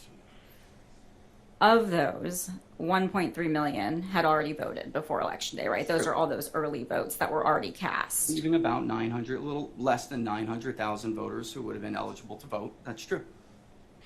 You're gonna need to fix my math if this is wrong, but 2.4 minus 1.3, I think, is about 1.1 million voters. What did you say that again? We said there were 2.4 million total registered Oh, voters yes, in yeah, Maricopa. but we have to remove the election day votes that, go ahead. I understand what you're saying. Yes. Well, let's just take it step by step so we're on the same page. So of those 2.4 million, 1.3 million had already voted by election day. That's those early voters, non-election day voters, correct? There was more than that, though, if you count those who dropped by Dropbox Okay. and voted in person early, right? Sure, that whole number. So that would have left about 1.1 million voters who could have voted on election day. Sure. And we know that 250,000 of those voters did vote on election day. But nobody has a perfect voter file, so you can't get to 100% turnout. So when the difference between your 1.1 and where I'm going with it's less, is that there are voters who just aren't going to show. These are not high propensity voters. I can't justify that they could have showed up. They don't have the vote history to show up. I understand. I'm not asking you about that. Okay. So I think you said a 900,000 number. Is that what you mentioned just now? Just now? No. Okay. So let's just back. So 250,000 people voted on election day. Does that sound right? In Maricopa? Roughly, yeah. Okay. And taking out the number of people who had already voted before election day, so adding that group up with the people who actually did turn out on election day, that leaves about 900,000 voters in Maricopa who ultimately didn't vote in the election. Does that sound right? Yeah, ballpark, yeah. Okay. Now, 2.5% of those voters, that's not 39,000, right? No. That's about 22,000. Yeah, I mean, I'll take your word for it. I used a calculator. Yeah. So we have a ballpark of 22,000 votes Yeah. using your 2.5%. Yeah. Okay. And you say that the vote splits on election day, you give a range, but you say, about 70% broke for Miss Lake and about 30% voted for Governor-elect Hobbs is one of the ranges that you use. Is that right? It's not a. I'm sorry, not a range. It's a specific number. Yeah. Yes, there are specific numbers. I was being actually conservative with those numbers. The first, the first tabulated batch from Maricopa was a much higher margin. And just to be clear on the math before, it did 2.5% of what had been voted already, just to show whether it was plausible. It's not a matter of what's left. We know what's left out there as far as who is still eligible to vote. So I wasn't using that 2.5% as that, I see what you were saying, but that's not the relevant math. The relevant math is whether or not there is enough voters to push the overall share of the election day vote. The 2.5% you're focusing on a lot. That's not the point of the number. You didn't pull 2.5% out of the air. I was just trying to show how small of the vote that had been cast would have need to been changed. It's not, the relevant number is the percentage of people who did not participate and whether or not there still would have been enough eligible voters out there that could have pushed the share of the election day voter higher. And then that would have changed the outcome because of the margin. And I didn't pull 70% out of thin air. That is the vote total. She had won among the group of voters we're talking about in question.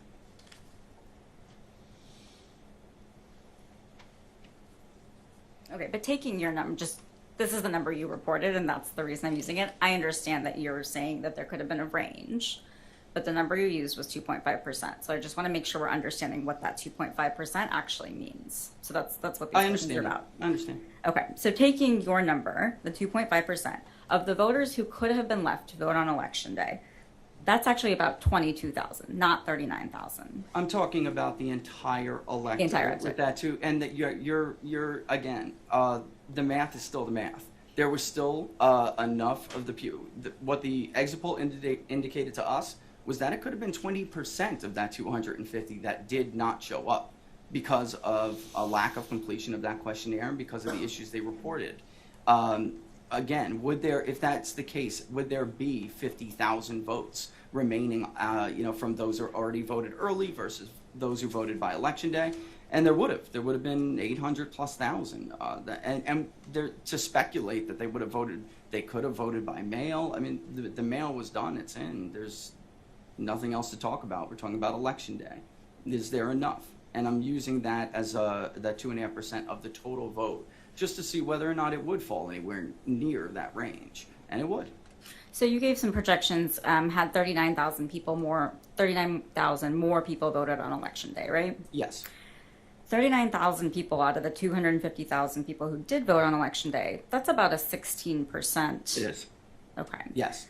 So your hypothetical, the number you chose, what you're evaluating is what could have happened in theory if almost 16% more voters had turned out on election day. Is that right? Yeah, that's fair to say. I mean, it could have, because of the margins, and they did vary. For instance, in some of the draw three, she won 80% of those votes. It wasn't 70. I was being conservative with that 70%. The truth is, in the areas that we're talking about that are likely, if you want to call them suppressed, I don't know what term you want to use, but those voters who didn't show because of those lines, in some of those areas, it was higher. I was being conservative with 70%. Miss Lake was winning 76% plus of some of these areas. So it didn't need to be, it might not needed to even have increased by 15%. Or 16. That's, almost yeah, 15.7, maybe something like that. Yeah. I defer Sorry. to your math over mine. 15%. Around 16%. Okay, that's actually sort of what you just talked about. It's actually a little bit different than what I was trying to ask you about. So let me just rephrase what I was trying to ask.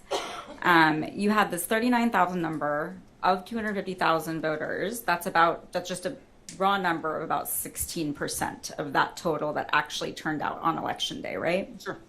Okay, so your 2.5% selection, that example that you gave, what that is really saying is what would have happened if 16% more voters had turned out on election day, right? It is, but that's not unusual in what we do. It's Okay. not. It happens. And so the math, the way you've done it, that basically assumes that 1 out of every 6 voters who was going to vote on election day didn't vote, right?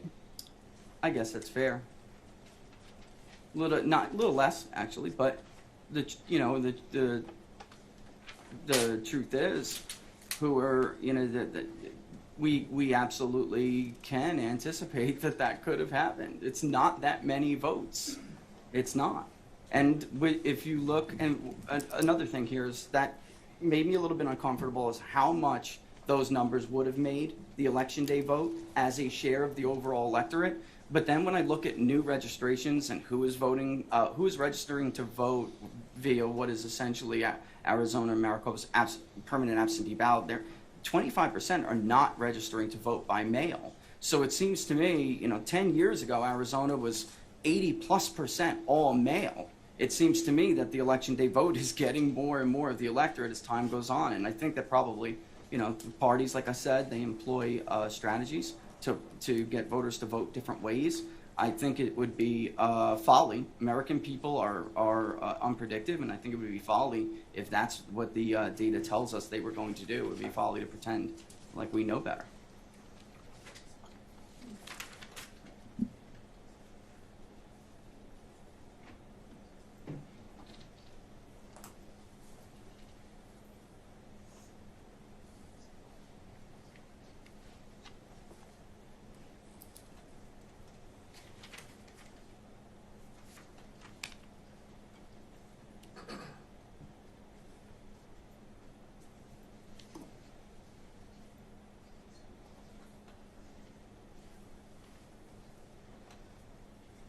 In your direct testimony, you used the term disenfranchised. What did you mean by that term? I think if governments can't do everything in their power, there are always problems on election day. There's always going to be something that turns up. But if this was normal, then I would see this in every exit poll I do. This was not normal. This is the first time this has ever happened to me. The first time. So I can only assume these people, I mean, when you hear the frustrations in their voice like we did, there's no other word for it. Okay, so by disenfranchised, you mean the people who chose not to vote. I would argue they didn't choose not to vote. Again, they may have chose not to vote early, but that's their right. They chose to vote on election day, and they were not provided ample opportunity to do so. This one gentleman's going to stick in my head forever. He showed up, it was 7:13 in the morning, and he said, I'll vote after work if I can. I don't know if he did or not, and that to be fair, but he didn't take the exit poll. And I think just one last question for you. You have no knowledge that anyone from Maricopa County or otherwise intentionally tampered with the printers or tabulators, correct? Not my purview, ma'am, no, correct. Although I will say this, when you look at it by congressional I'm sorry, district. you said, Oh, no, yeah, you're right.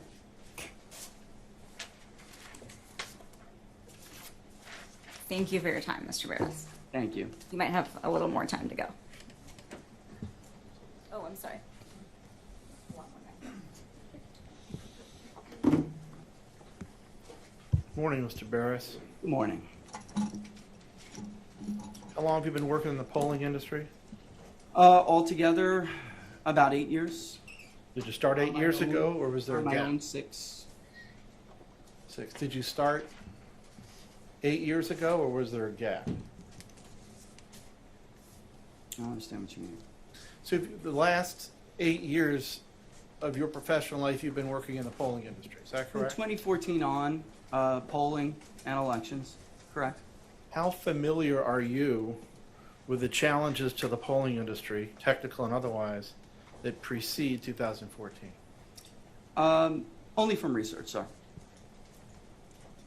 You testified earlier that even the Associated Press has broken away from traditional polling practices. Is that correct? That's correct. Traditional exit polling practices. That was your testimony. Okay. Are you aware that they've also broken away from traditional polling practices from pre-election? For pre-election day polling? Yes, yes. Do you know why? They moved to a different panel, response biases, various, I imagine, like everybody else. But you're familiar with the technical issues, with the changing behavior of the American people with regard to cell phones rather than Yes. landlines, working people out of the home, people answering in the home, random digit dialing, no longer That's used right. and stuff? So because of those changes, polling, specifically in the last 25 years, has been notoriously flawed, correct? Not all of it. Some of it, Most of it? most of it. Yes.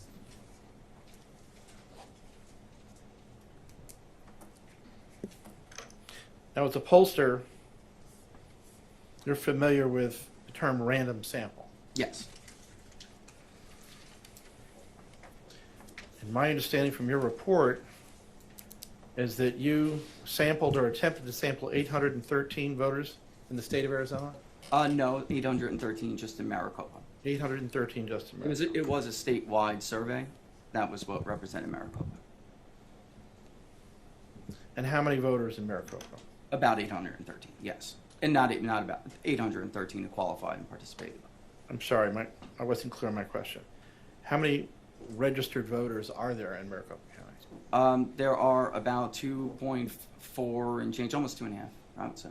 And would you say 813 is a sample size that would give you a significant amount of confidence in the outcome of that? You know, I do. And the reason I would say that is because we're looking at certain subgroups of the population. It is a midterm.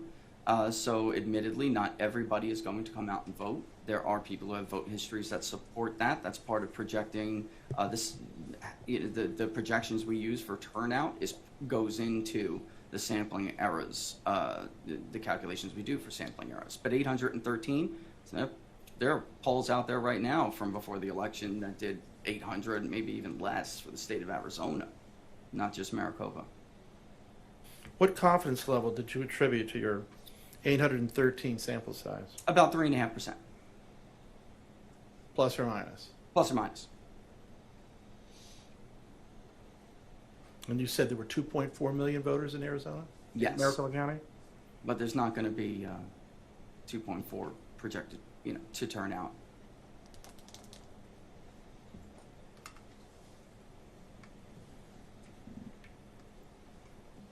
What steps did you take in order to ensure that those 813 were selected randomly? That's a great question. We use a vendor, a national voter file database, and in this case, it is national, but we obviously just stuck to Arizona, and they draw a random sample off of the voter file, and from there, when we contact them, it is randomly selected. So I understand from your testimony that you did not select the random sample, is that correct? Well, of course I did. I mean, it's every vendor. Just testified that a vendor did, is that correct? No, the vendor is I the would data ask that source. the, It is randomly selected. Okay, so Your Honor, may I object? I would just ask that counsel allow the witness to finish responding before he interrupts him. Here's the way it has to work, okay? Your attorneys on the other side are gonna have the chance to ask other questions. So, like I said before, wait until the question's completely asked. And there may be an objection. So if you see somebody stand up, it's a clue an objection's coming. Give me a chance to reply before you Yes, answer. Your Honor. Then, I'm gonna let Mr. Liddy give him a chance to answer before you ask the next question.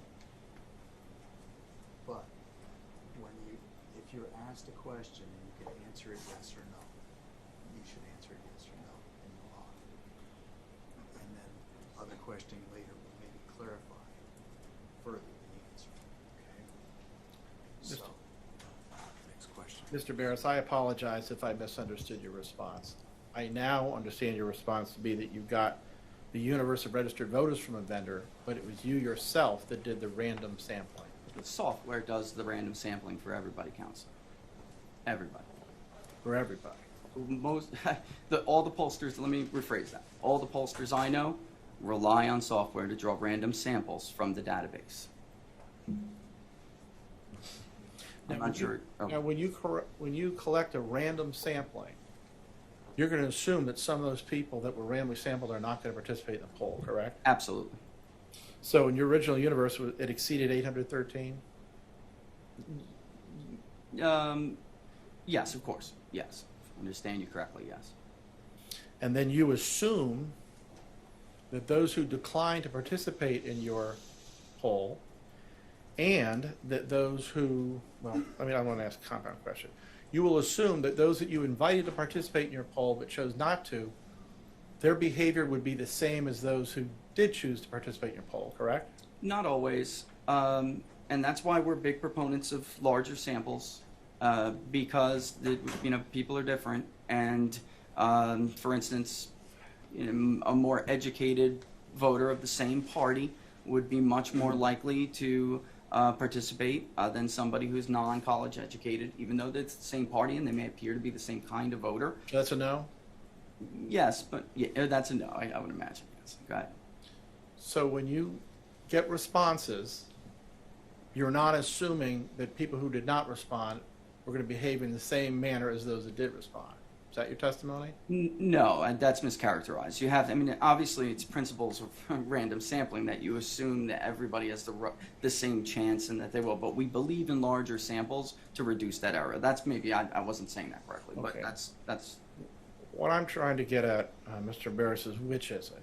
Do you make an assumption that those who don't participate in your poll will behave in the same manner as those who do, or do you not make that assumption? We make the assumption that those who do participate will mirror the behavior of those who don't, yes. And particularly, you were interested in tracking the behavior of people by voter registration, is that correct? Not only, no. But it's correct that you were interested in tracking the behavior of people by voter registration? for this poll alone, are you, I just want to make sure I'm understanding your question. For this poll alone, you're asking if I'm interested in tracking the behavior of registered voters? Yes, for the issues before this court. Your poll, yeah, that's right. Yes, That's my at the most simple, basic, yes.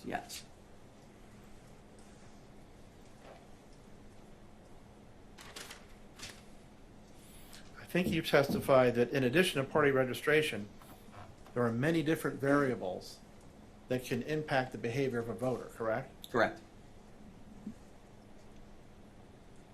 Did you test for those in this poll? Give me an example. Well, let's say that in a previous election, there was a candidate for statewide office who was registered a Republican prior to 2022. And then in 2022, there was a candidate for statewide office who, upon winning the primary, feigned to have a dagger and slaughter the supporters of that other Republican. Could that be broadcast throughout the state affect the voting patterns of other people that are registered as Republicans that you would anticipate and in fact did vote in 2022? I got to be honest. I mean, Your Honor, I don't know if I could. That's such an over-the-top example. I don't know if I could make a serious response to that. Well, you can ask to have a question rephrased if you wish. If you don't understand the question, don't guess. Please say that you can. Can we get a there are events that do change voting behavior. Absolutely. And If I understand that. okay. And are you aware that, as you characterize it, over-the-top example actually happened? It's not a hypothetical? No, I'm not. Okay.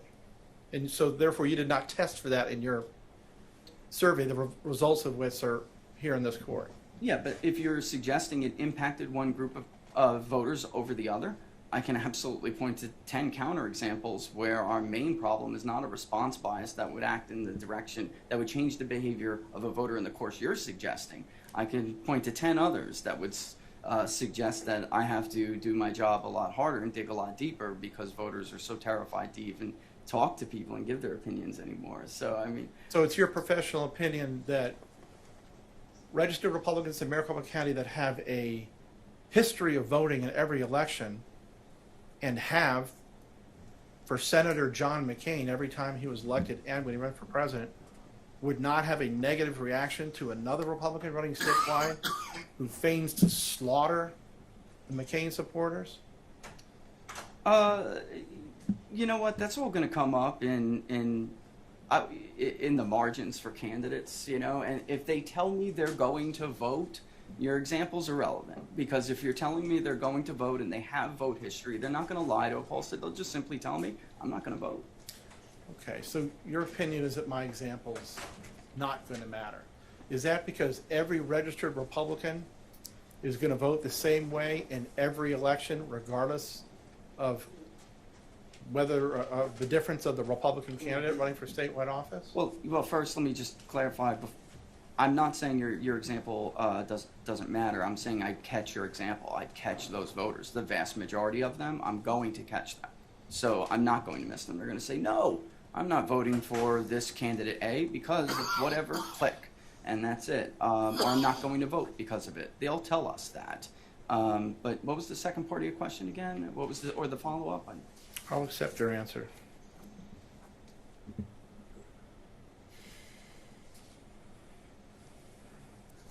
Your general conclusion is that fewer Republicans voted on election day than otherwise would have, but for the problems of the printers and perceived problems of the tabulators. Is that correct?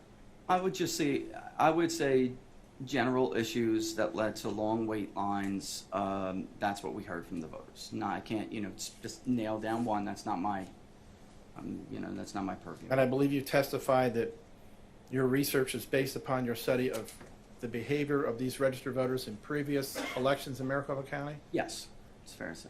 And did you track as a variable in your survey the wait lines of other midterm elections, such as 2018 or 2014, Sure. 2012? Sure.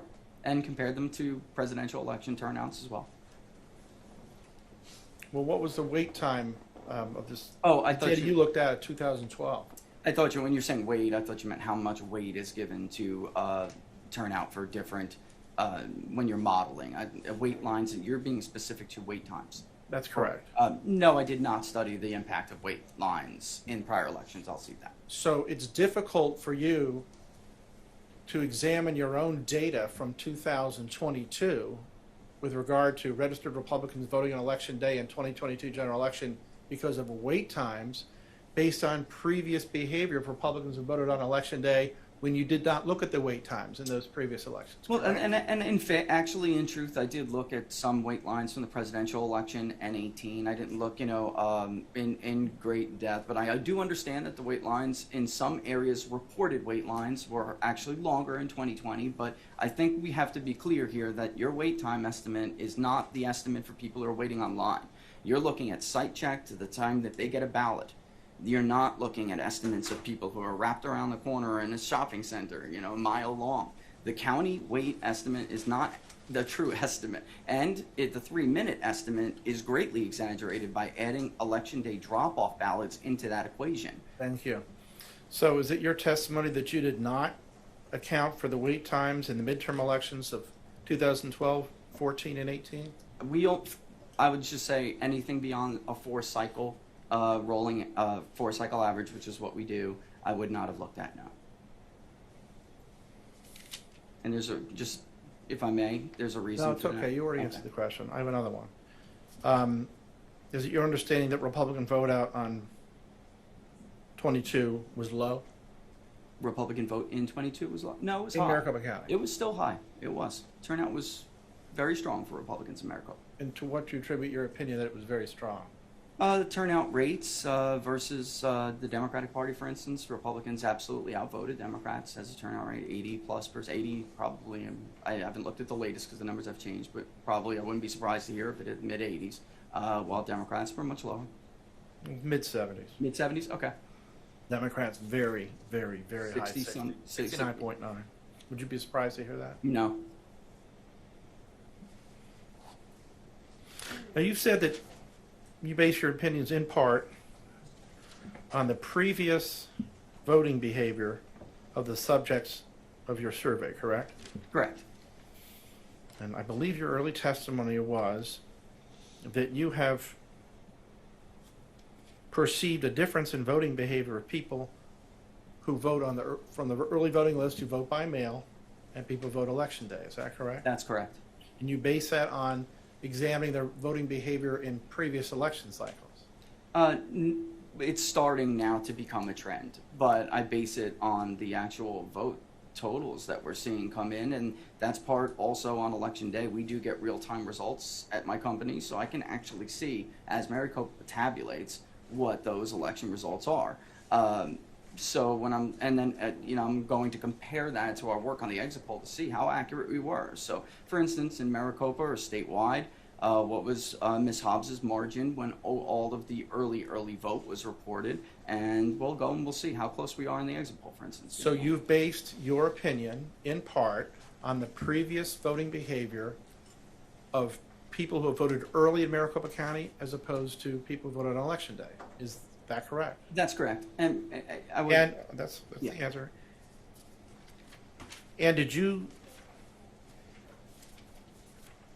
account for a political party or a political campaign urging voters who already are on the permanent early voting list and have their ballots to not turn them in and vote on election day? I did. I Did you did try. I mean, we definitely looked at that. And I- did you make the assumption that the behavior of voters on the permanent early voting list who have a history of voting early were going to change their behavior in 2022 because now they were going to vote on election day? A great deal of them told us that. Yes.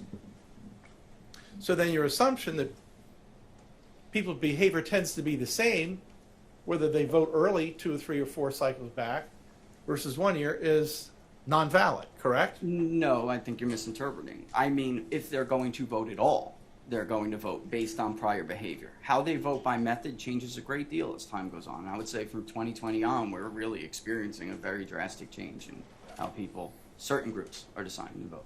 And I think you testified that in Arizona, or Maricopa County, I don't think you were clear, but according to your results, that vote by mail is getting less and less and less popular.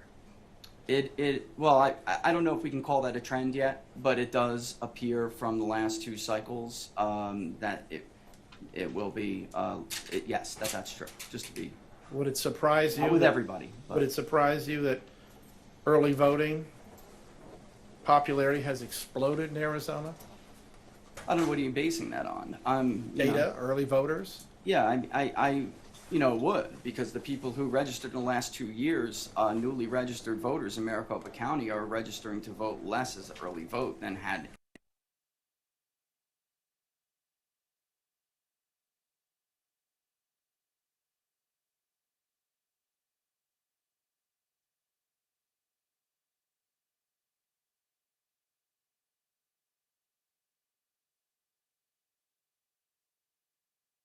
The people that register for the early vote went from 75% to 77%?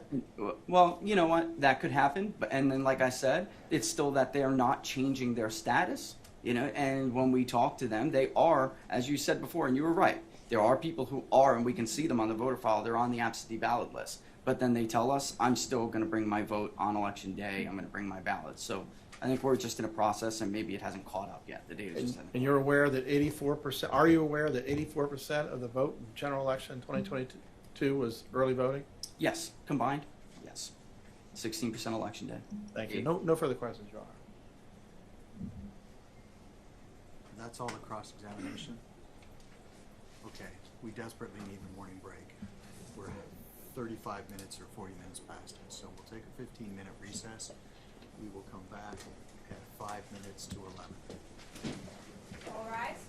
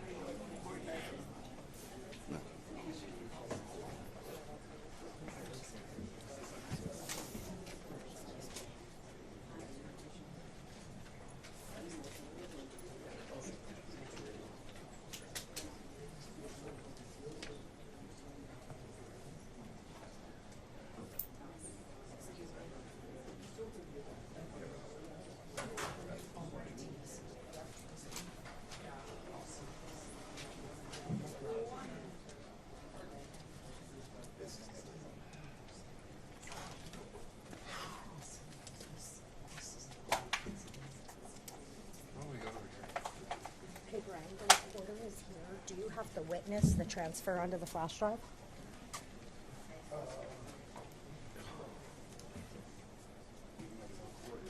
What's that?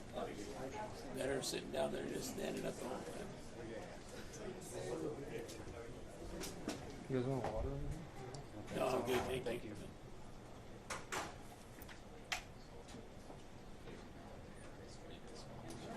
What's that? I do the first half, he does the second.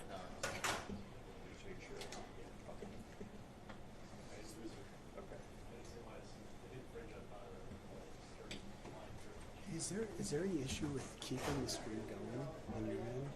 The only thing is I have to swap batteries. Like, my batteries unfortunately last like, so I gotta swap out. So I'm just I wish I thinking, had better batteries. Yeah. But like, I'm just thinking yeah. for, because we're streaming the whole thing, Yeah. but it's fine if not, we'll just run commercials through it. I'm trying to like fast as possible. But, like, No, no worries.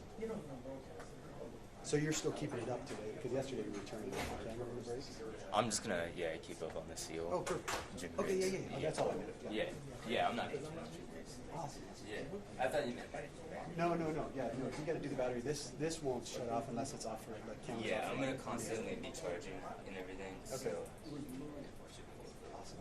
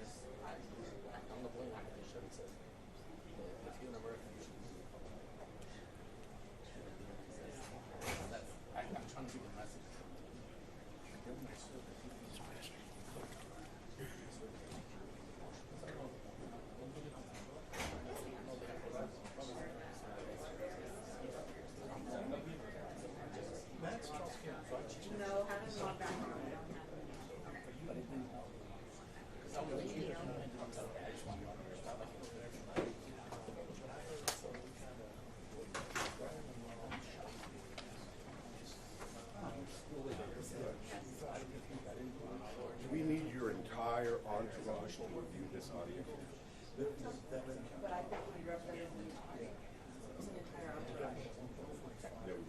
We have 3 defendants.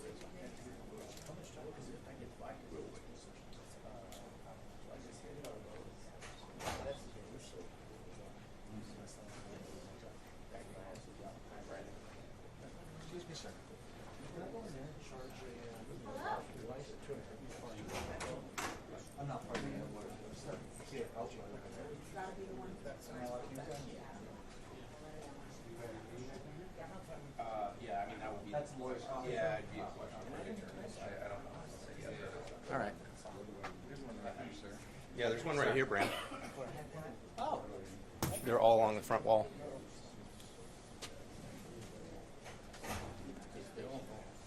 Well, all you're gonna be doing is trying to file on your digital site. As long as it's not a normal, like, is it a WAV file? What kind of file format?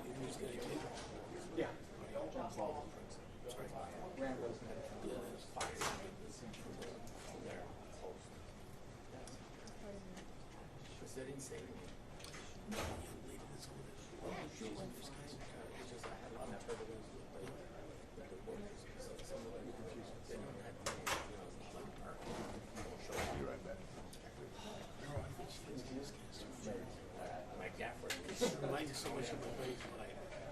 I mean, the light was in his truck, all this stuff. That was one day, he just went home. Just to do it. It was because you understand, like, because you I'm good, thank you.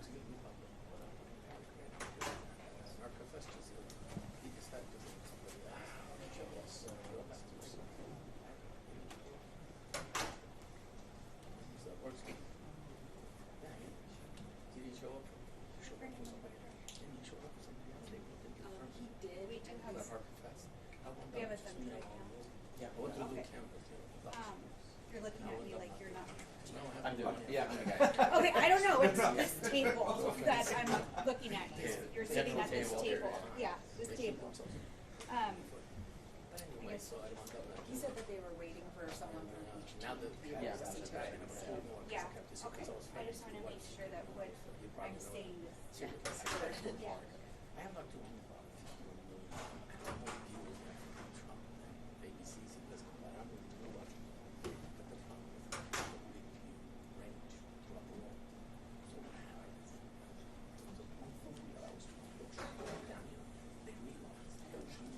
They're in the office.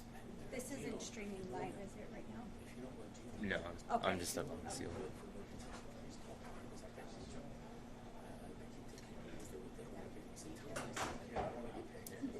This is, that's media. Oh, I just wanted to make sure it wasn't showing live stream, because this isn't. I'm not filming on you guys, no.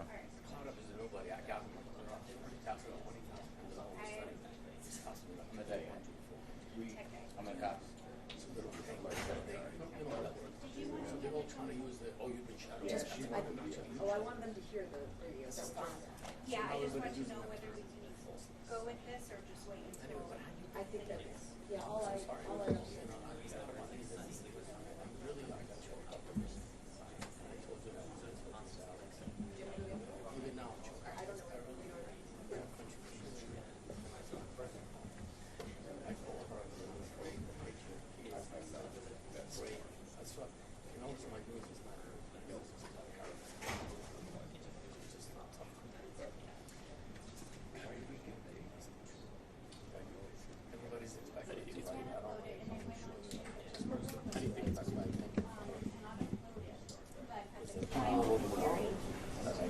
either a USB drive or a CD needs to be ready. It has to be played on your device and then it's handed over to a clerk for it to be run. Does that make sense? So if, yeah, they'll play it, they'll transfer to this.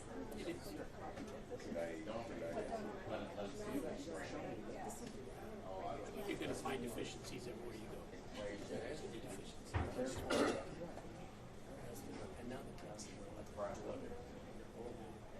never tell nobody because I don't want to think about money. Now that it's over. That's what they feel like. Yes, they pointed out deficiencies.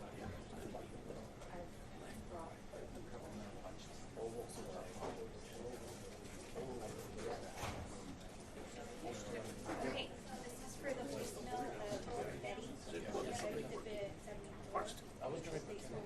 Presents. Council has a brand new USB drive. We're gonna transfer those.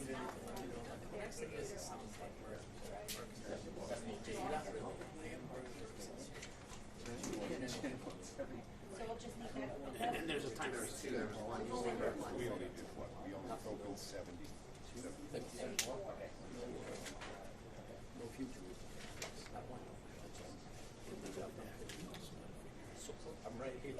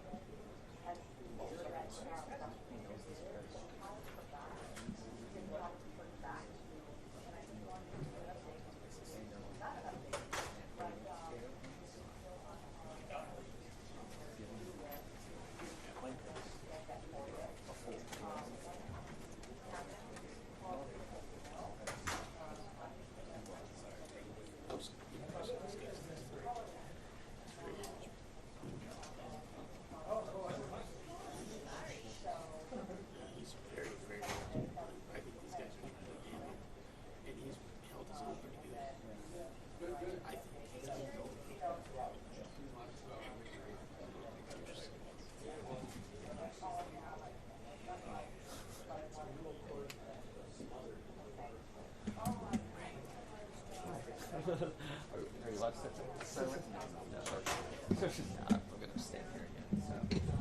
Oh, so I was looking for you. Yeah. Yesterday, you know what you saved me? You saved my life yesterday with that. Oh, really? Oh, I got here on time.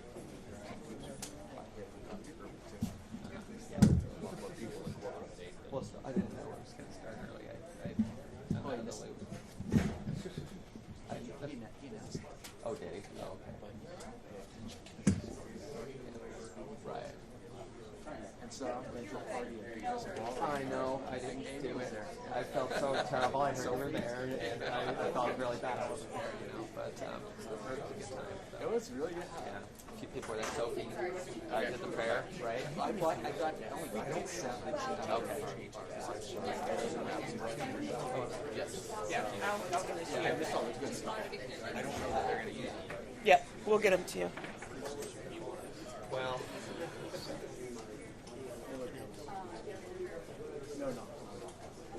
Jordan did, yeah. Right. So pretty much politics. They're up in court. I know we would be in Southport, and that case, I stakes on the Linda Williams and some other stuff. It's okay.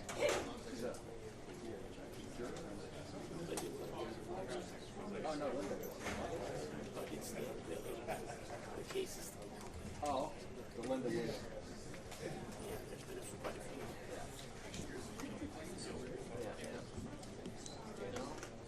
Yeah. Gosh, I did report on the areas. Wow.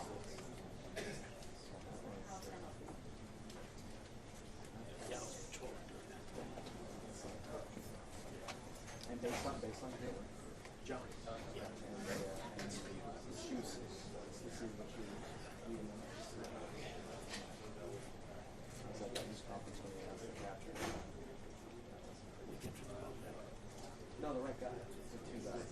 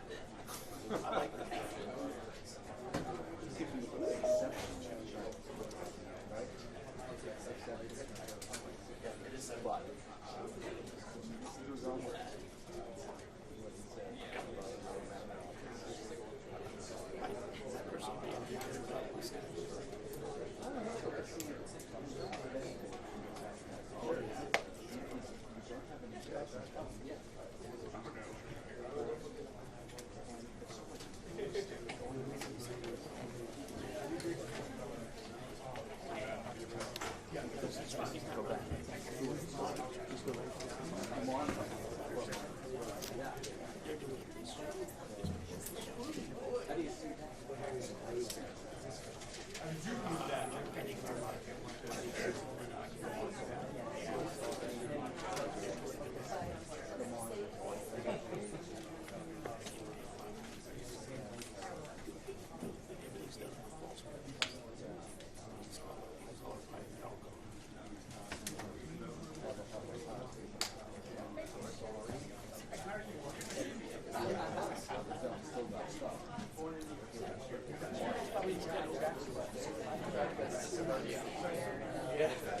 To the birds. So sorry that sometimes you know.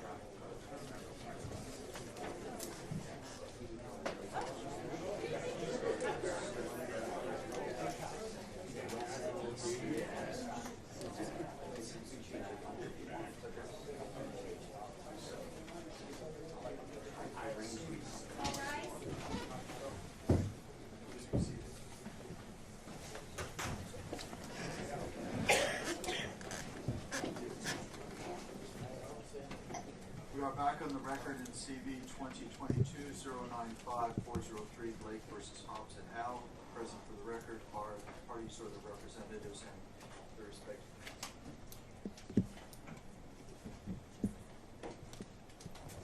apparently absent this month.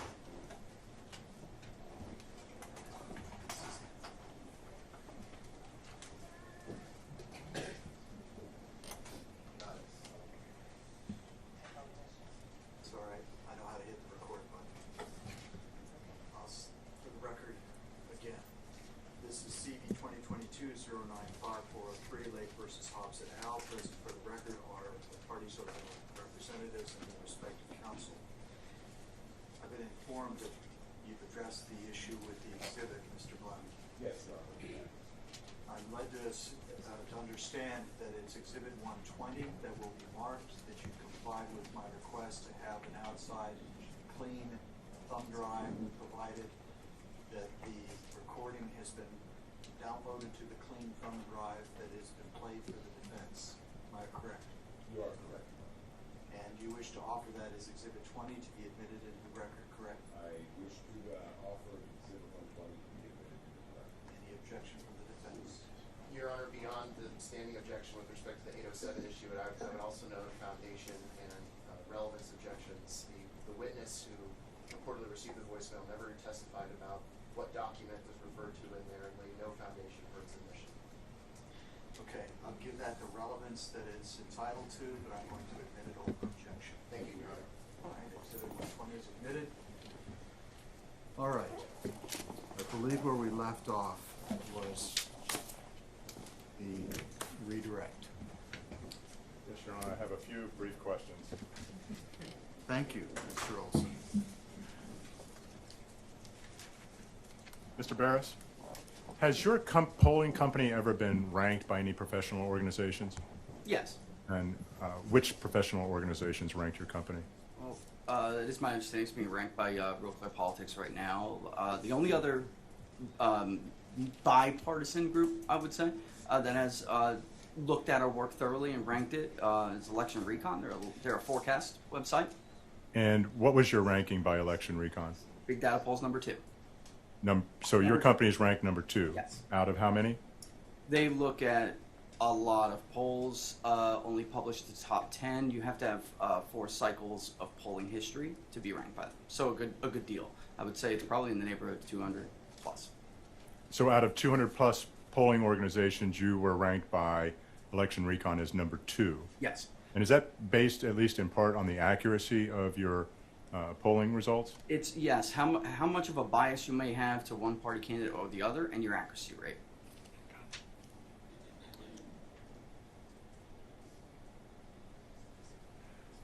In your cross-examination, counsel asked you a number of questions about hypothetical issues that might have arose on Election Day that could have affected turnout.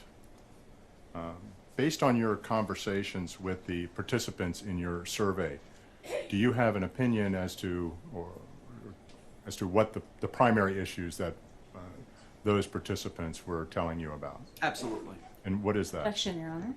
It calls for speculation and mischaracterizes the prior testimony and discussion. Okay.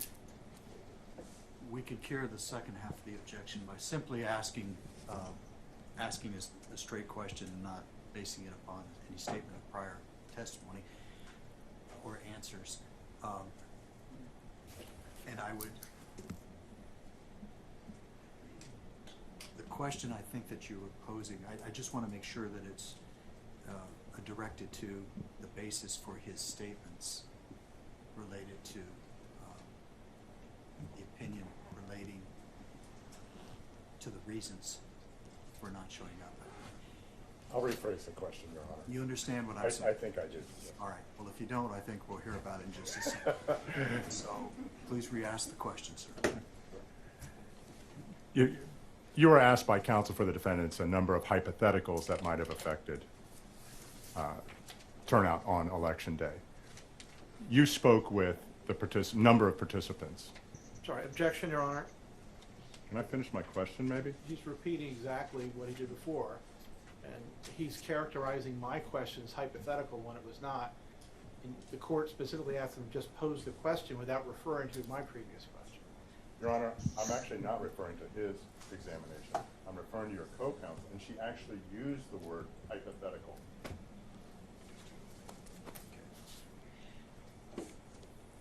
I'll overrule it, let you re-ask the question along the lines that you're asking. Just restate the question, Mr. Wilson. Yes, Your Honor. Mr. Barris, you were asked a number of questions by counsel for the defendants as what possibly could have caused voter concerns on Election Day. Do you recall that? Yes. In your conversations with those voters, what do you believe was the main concern expressed by those voters? Long wait times and the ballots not reading properly generally is what they express. You were also asked by Mr. Liddy about certain events. I think he used the word if somebody talked about a knife and some kind of gory details as possibly affecting voters. Yeah, I recall.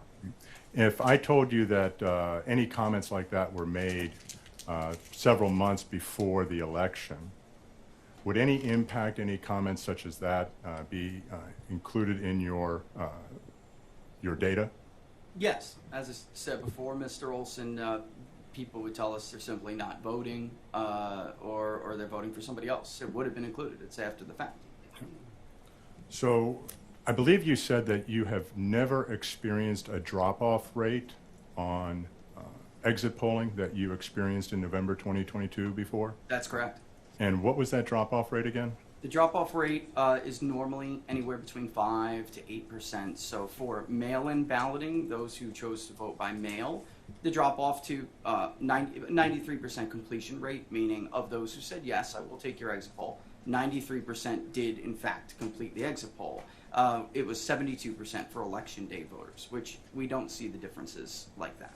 They're not that stark. Never have. So that was approximately a 19% drop-off rate in comparison? Approximately, yes. Out of how many polls have you conducted in your experience? Over 6 years, I think it's fair to say hundreds. Okay. Have you ever seen that much of a drop-off rate in the several hundred polls that you've conducted in your 6 years? No, I have not. Okay. Have you ever experienced anything even remotely close to that drop-off rate? And not on an exit poll, no.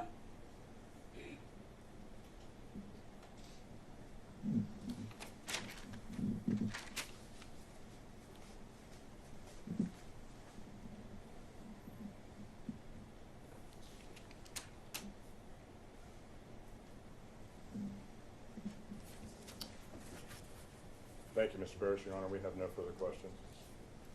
May we excuse the witness? Yes, Your Honor. Mr. Barris, you're free to go, sir. Thank you, Your Honor.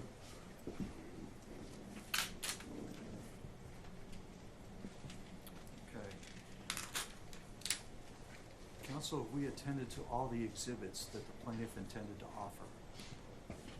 Yes, Your Honor. Okay. Do you have any further witnesses or testimony? No, Your Honor. So the plaintiff rests. Yes, Your Honor. Thank you. Defense. Thank you, Your Honor. We'll call our first witness, who's Kenneth Mayer, and he'll be joining us by the Teams link. Very well.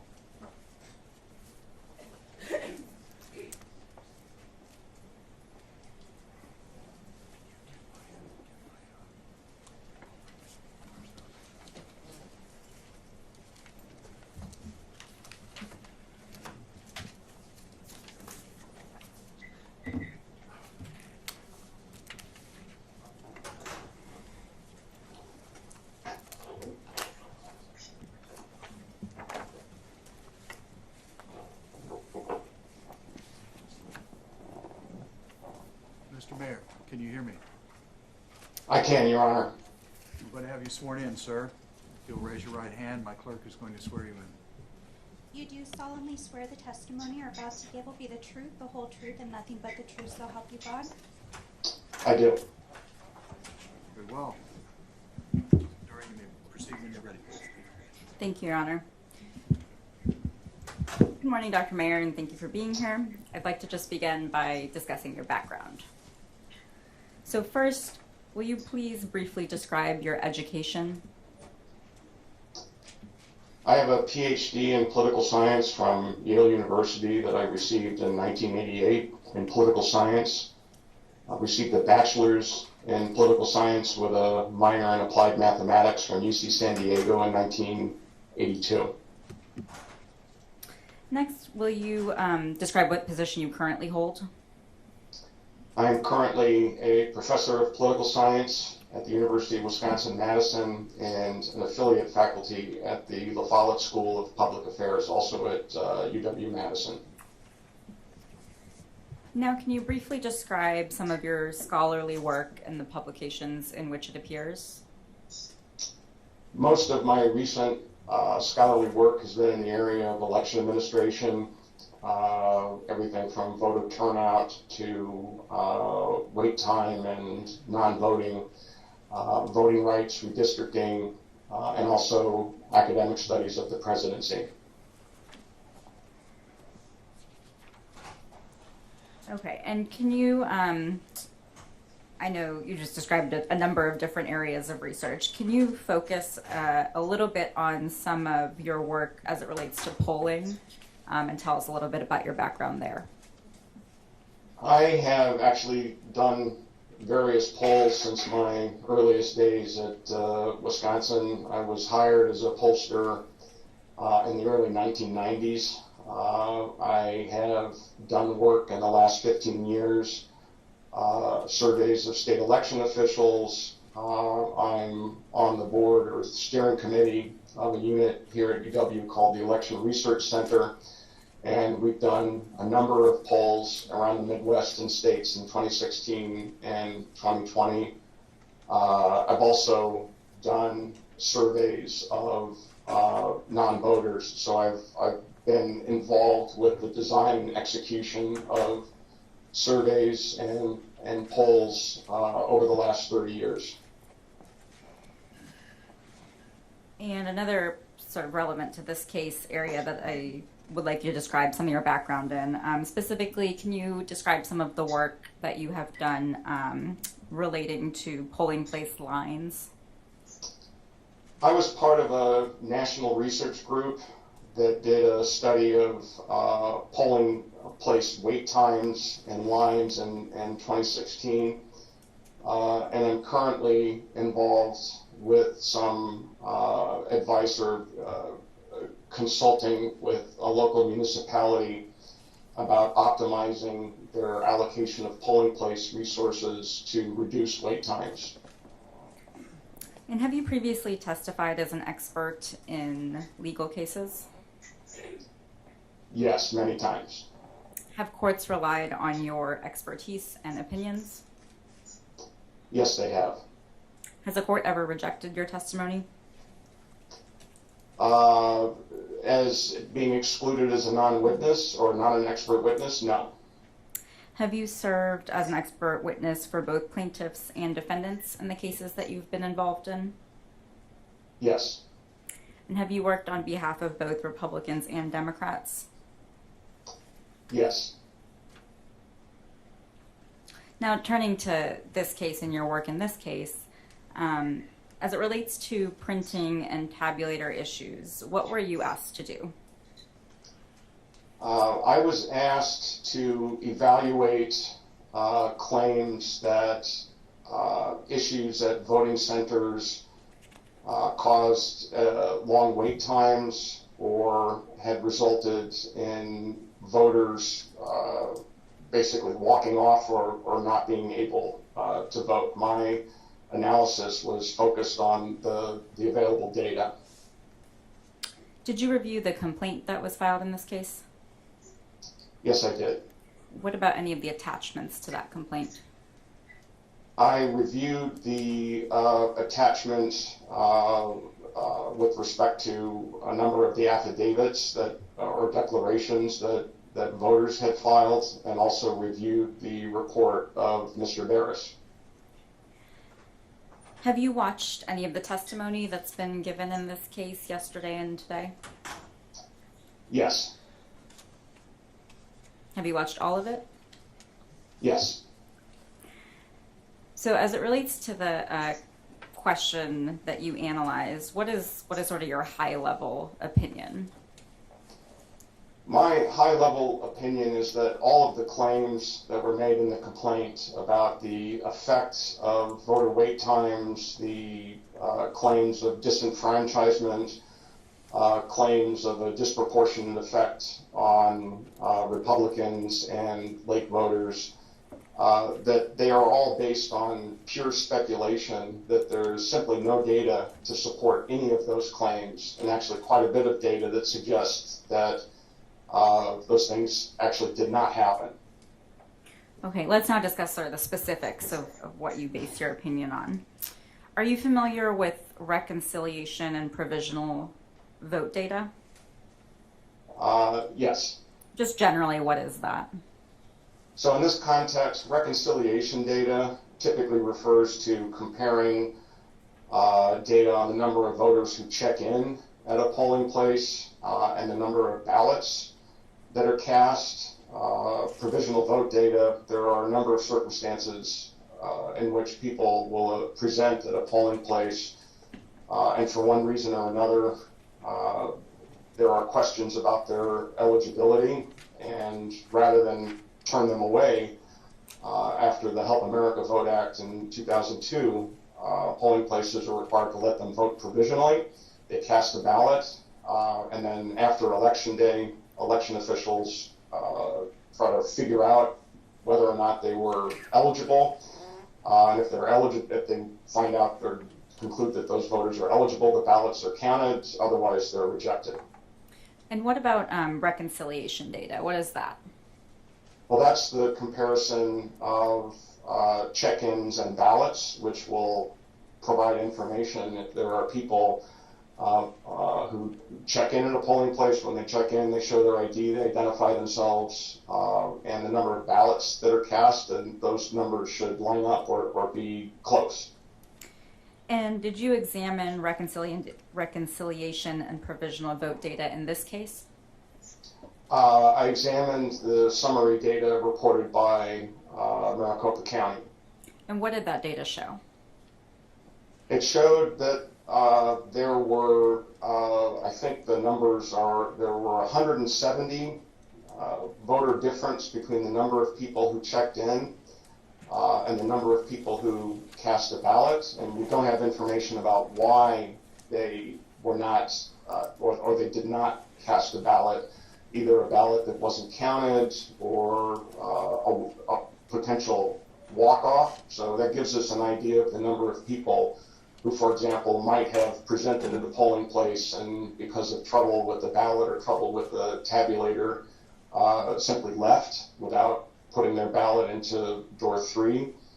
I've also looked at the provisional vote data, the summary data produced by the county, which shows the number of provisional ballots that were cast in the county.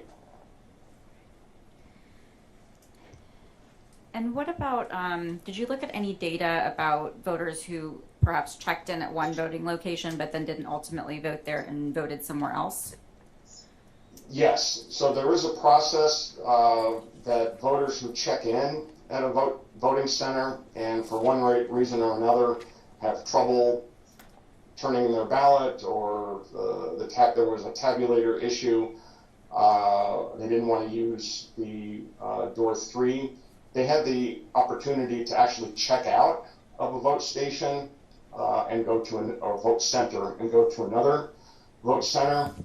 And it would also show up that if someone checked in at a vote center and for whatever reason didn't submit a ballot that was tabulated and they actually left the vote center without checking out and went to another vote center, that's also something that will show up in the data, because then they'll be in the registration system twice, once where they checked in initially and once where they checked in a second time. And there were, and I would have to look at the county report.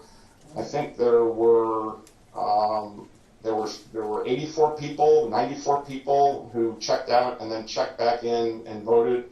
There were another 120 or so people who checked in and then left without checking out, and then cast a ballot at a second vote center. And I think all but 13 of those ballots, or all but 13 of those voters were able to successfully cast a ballot that was counted. Okay, so in your opinion, is there any reason to believe that large numbers of voters abandon their efforts to vote after encountering difficulties with tabulators? Not only is there no evidence that that happened, the evidence that exists suggests strongly that that did not happen.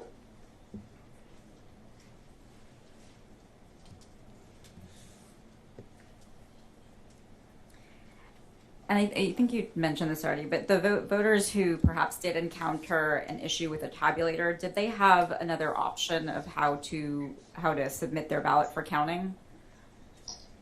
Yes, they could have submitted them into what Arizona calls door number 3, which is just a storage area within the tabulator that the voter submits their ballot, and then it is later either tabulated at a tabulator at a central location, or if it's not readable or there's an issue with the pens or the ambiguity of the mark, it's duplicated and then tabulated. So there was a fail-safe option for voters who could not get their ballot to be read by a tabulator at a vote center. In your experience with election administration and your work, are things like tabulator malfunction something that can happen in elections? Yes, it happens. I want to make sure it is one of the most common issues that arises in the work on election day operations that I have studied. And is it possible for issues with tabulators to occur even when election officials follow best practices? Yes, it can happen for reasons that are not anticipatable. It can be just sort of machine breakdowns or the sorts of things that are hard to predict.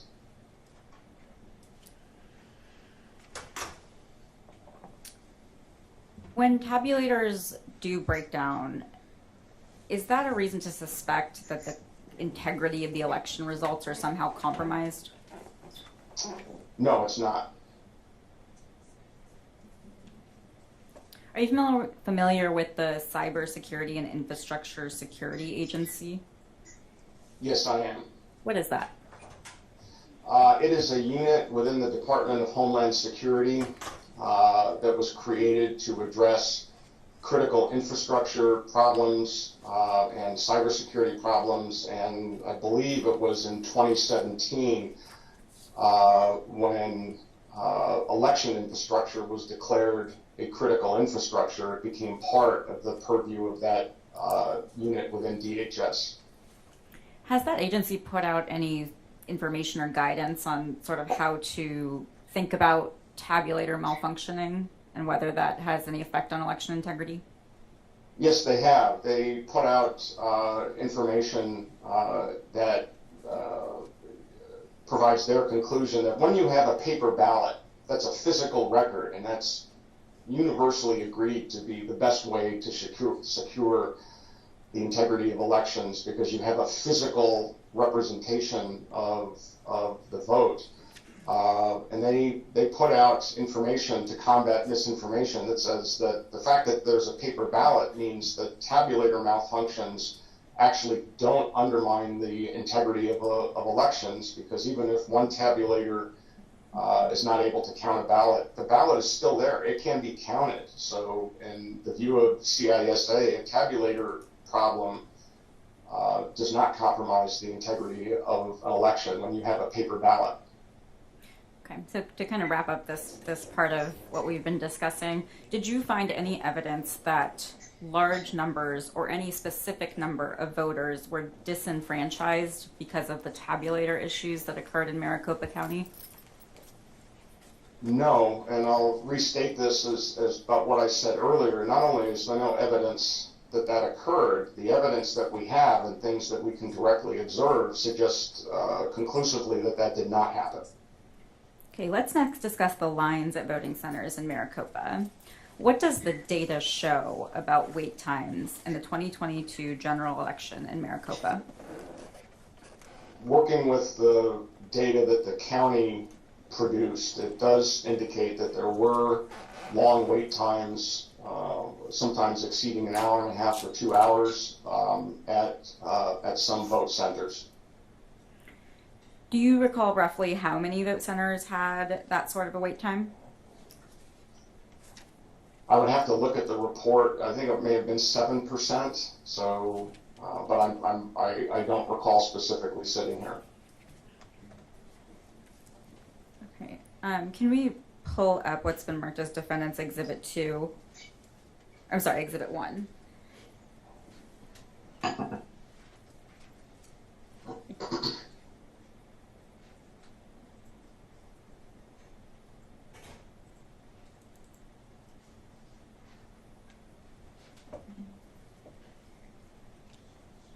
And we can turn to page 8.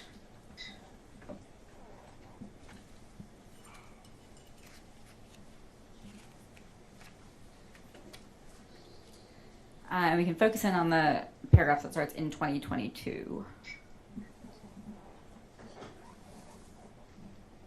Dr. Mayer, looking at this, does this refresh your recollection about sort of the specific numbers about reported wait times in Maricopa?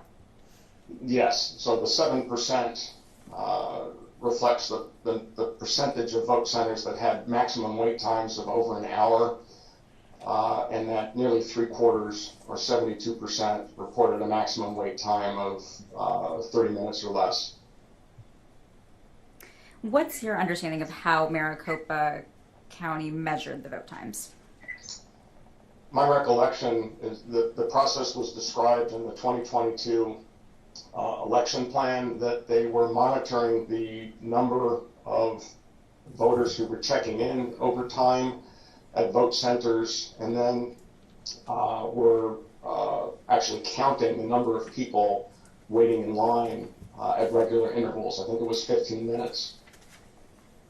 Have you heard testimony today or yesterday that the vote times reported by Maricopa were inaccurate? Yes. And what's your understanding of the kind of evidence that forms the basis for that testimony? So my understanding is that some of the evidence comes from declarations or affidavits that were submitted by people who were in vote centers, and also the testimony of Mr.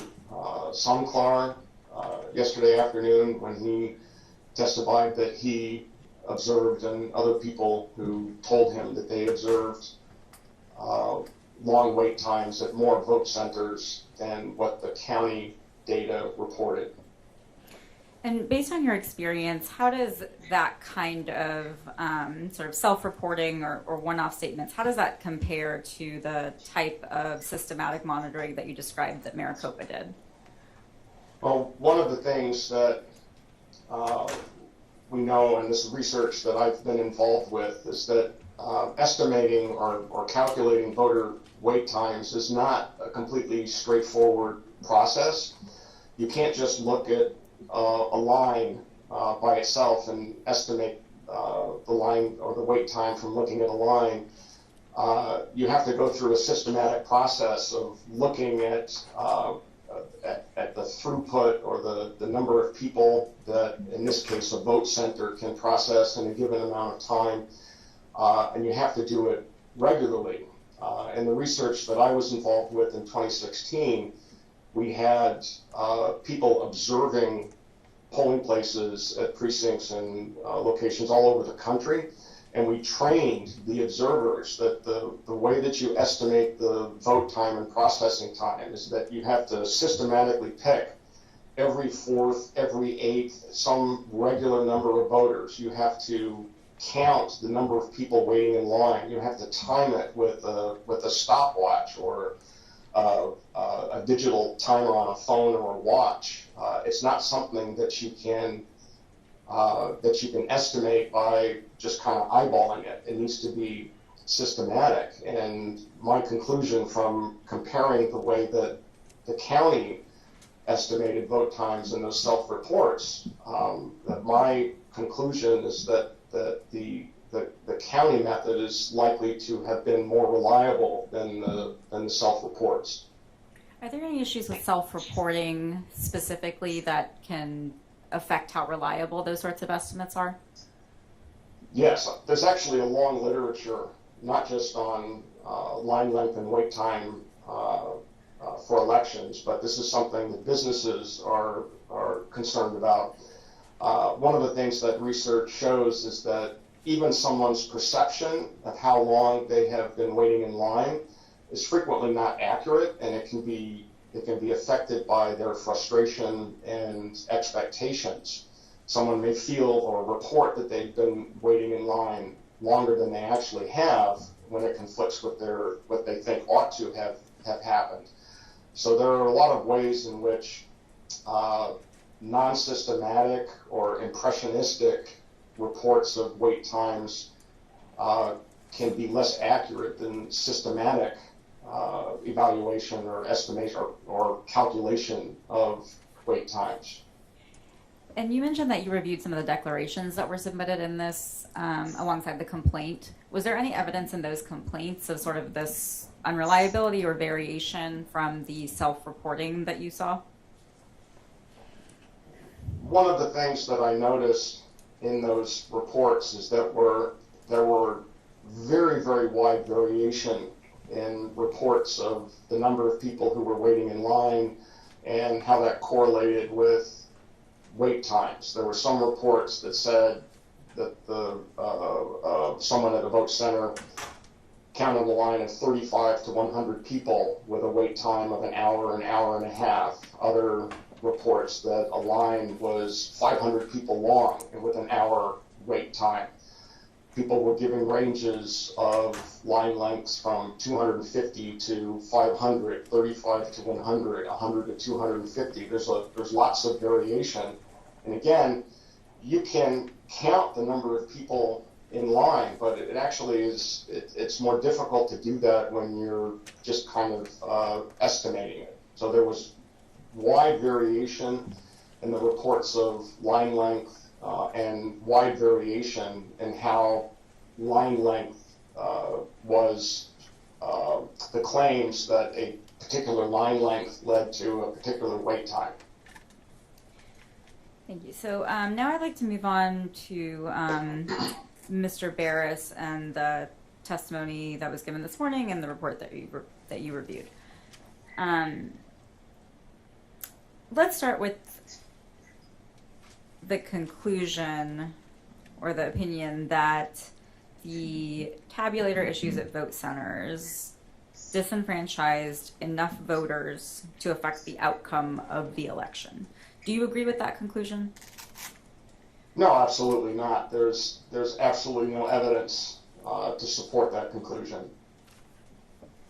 Okay, and we can sort of break it down and go through each piece of it. So let's start with the poll that Mr. Barris conducted and that he described this morning.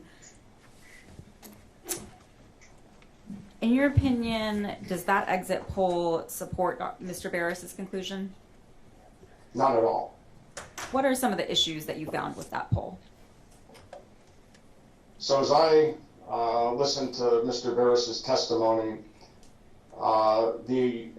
virtually the entirety of his conclusion rests on the inference that because people in his exit poll, because people who said they were going to vote didn't respond to his poll, that he is making the assumption that every one of those people who didn't respond to his poll tried to vote or didn't vote because they were disenfranchised, that he's essentially taking that non-response rate and he's assuming that every person in his poll who didn't actually respond to his poll didn't vote because of tabulator problems.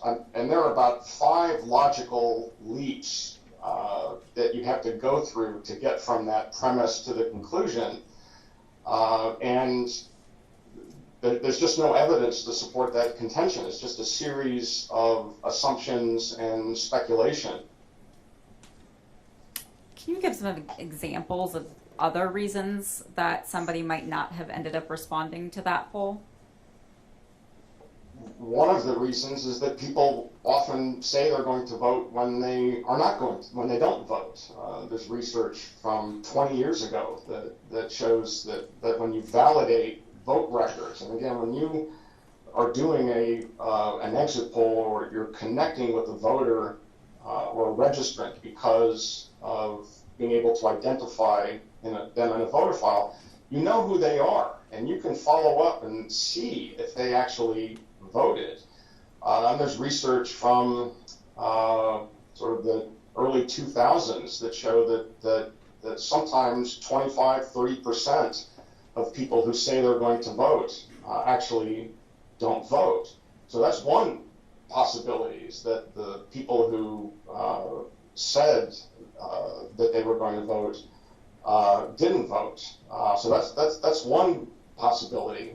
Another is that the people who fall into that category say that they're going to vote and then don't vote. There are all kinds of reasons why the effects might be different for different types of voters. You might have someone who votes absentee be more likely to respond positively and vote, as opposed to someone who is telling you what they might do 2 or 3 weeks in the future. There can be a proximity effect where someone who was just asked to participate in the poll and agreed to it, and they complete the poll in a couple of days or a week, they might be more likely to eventually respond to the poll and participate when they just voted, as opposed to if they're going to vote on election day and that act might be 2 or 3 days, a week, 2 weeks, 3 weeks in the future. So there are all kinds of reasons why someone might say that they're a likely voter and then not vote, or say they're going to participate in the poll and agree to participate in a poll and wind up not participating. Based on your experience, if a poll had an unexpected non-response rate, what would that tell you about the poll?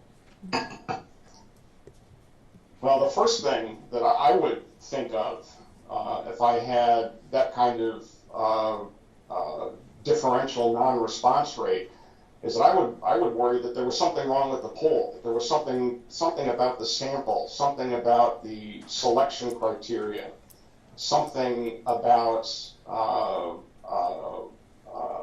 who was more likely to respond, whether it's demographics or age or even partisanship. I think it's worth noting that Mr. Barris has actually presented no data to support any of his contentions, neither in his testimony or his report. There are no marginals, there are no demographics that break down the people who responded or didn't respond. There are all kinds of reasons why that might happen. And again, having gone through this process myself, my initial reaction would be there's something going on with my sample. There's something going on with that screen that's not picking up the thing that I'm trying to measure. In your view, I mean, you heard Mr. Barris's testimony, and he said that the people who ultimately responded to the poll, those are people who voted. Is that your understanding? Or at least self-reported voting, I should say. That's my understanding. These are people who said that they voted. What's your opinion on drawing conclusions about non-voters based on polls of voters? My conclusion is that you shouldn't do it. When there are polls, there are surveys, large-scale surveys. Some of them are done by the Census Bureau. Some of them are done by academic centers that actually go into the details of who voted and who didn't vote. And those polls actually have a battery of items for people who say they didn't vote, about why they didn't vote. And the one that I refer to is called the Survey on the Performance of American Elections.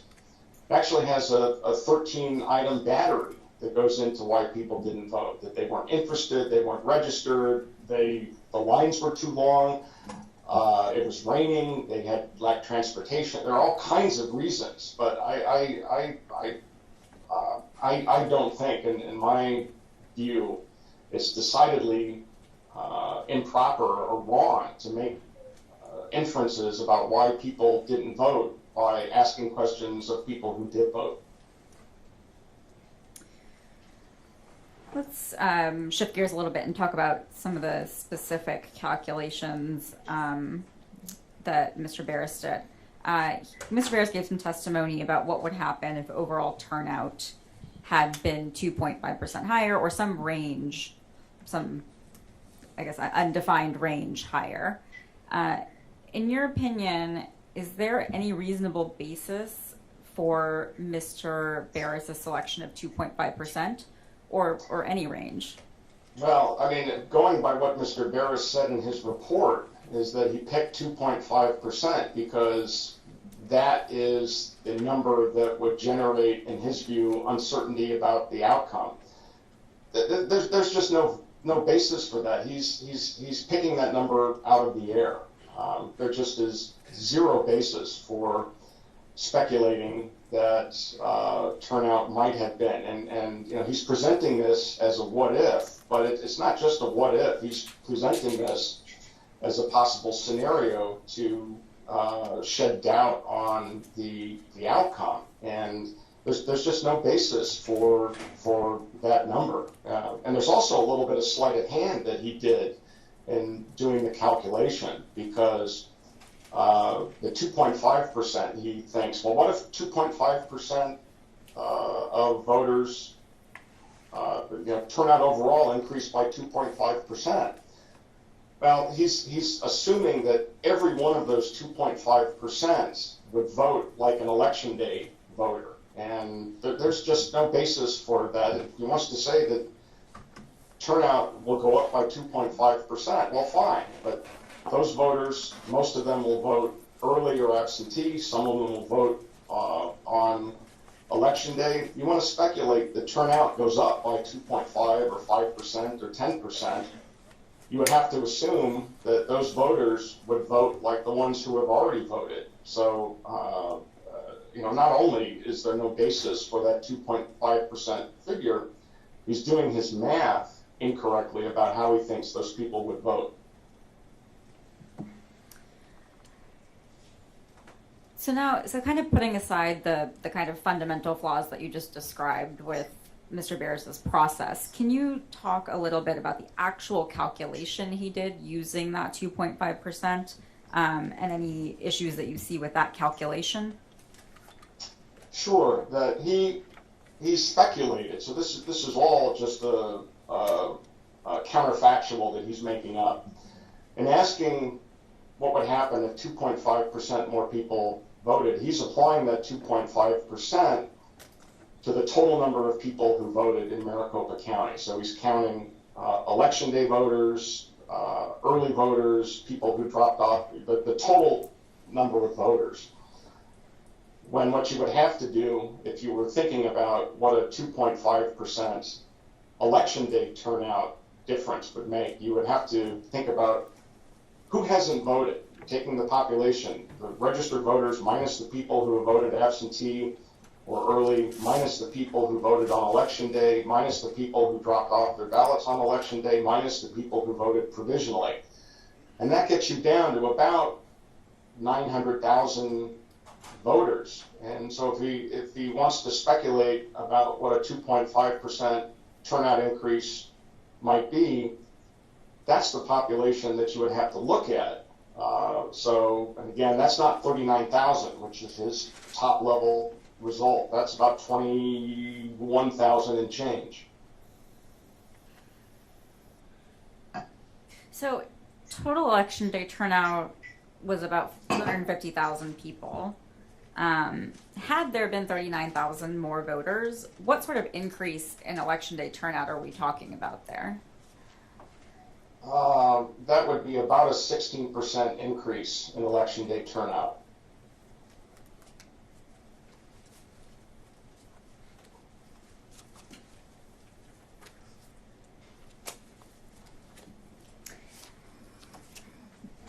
What, just briefly, Mr. Barris, I think used terms like a reasonable degree of mathematical certainty or other phrases like that.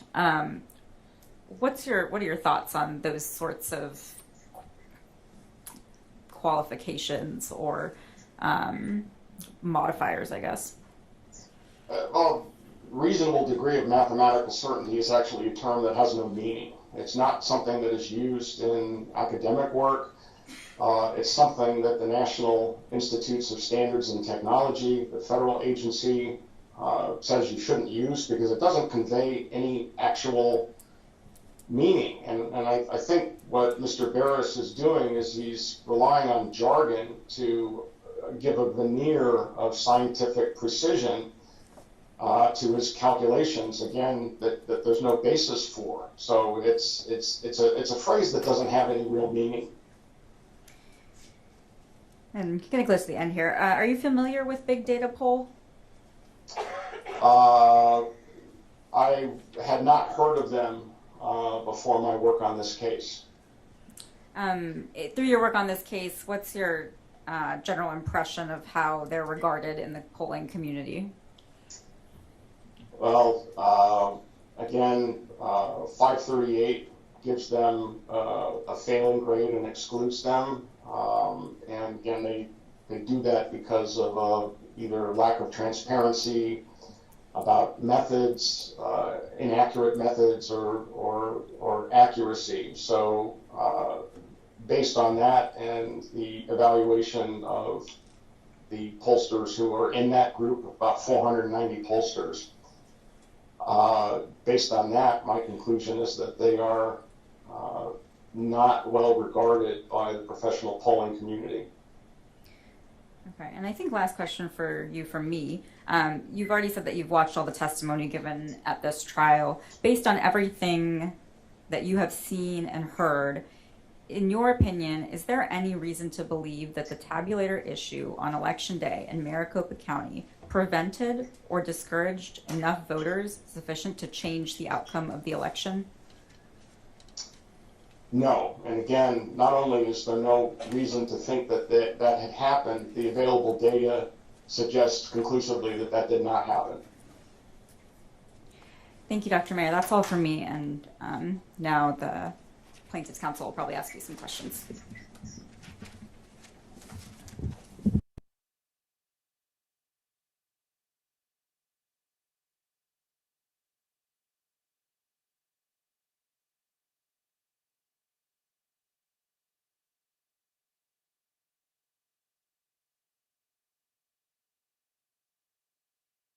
Which is Defendant's Exhibit number 1, I believe.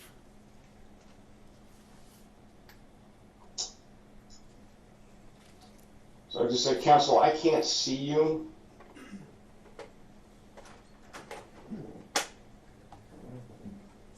Can you see the exhibit, Mr. Mayor? Dr. Mayer, please. I'm sorry. I apologize. Dr. Mayer, can you see the exhibit, sir? No, Your Honor, I can't. I don't have an iPad. Oh, that. Can you turn that on or something?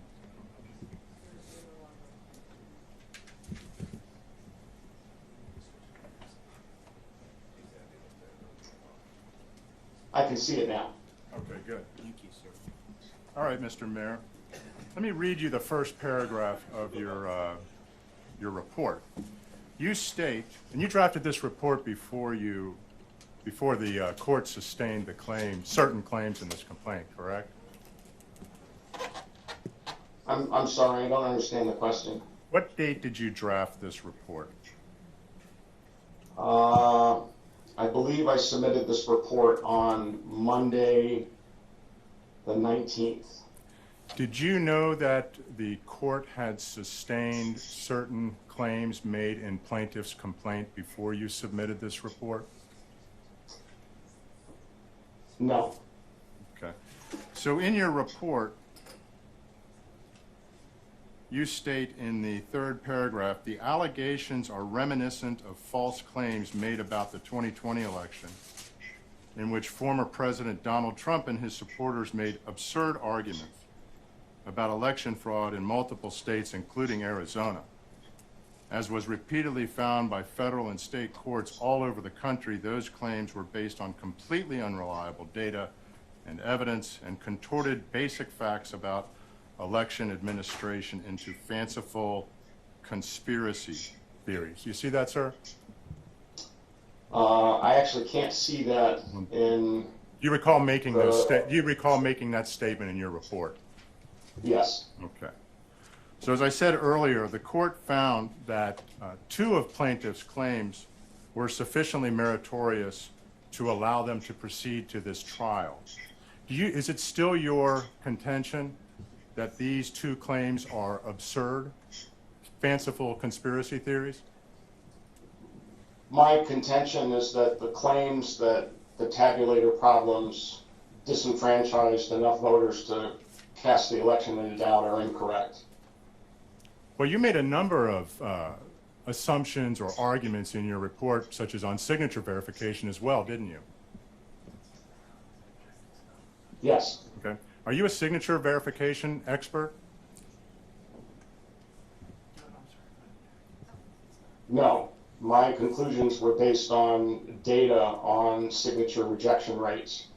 Did you ever review the 6,000 examples of mismatched signatures that plaintiffs put forward to the court? Objection, Your That's Honor. as an exhibit to their complaint?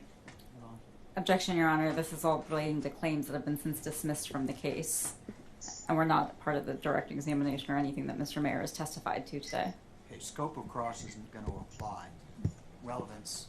Your Honor, he submitted this report. He is making a number of arguments and opinions on issues, and this goes to his bias. So he is castigating all of plaintiffs' claims, calling them absurd, calling them conspiracy theories, and he in fact has no basis to make any of those arguments, and that's what this shows. Okay, hold on. The report isn't in evidence. Nobody's offered it in evidence, and frankly, it's not coming into evidence, as none of your experts' claims or reports are in evidence. So,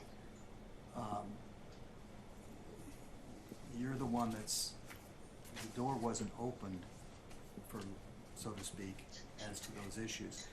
You're addressing credibility. Yes, Your Honor. By going into the counts that were dismissed. So,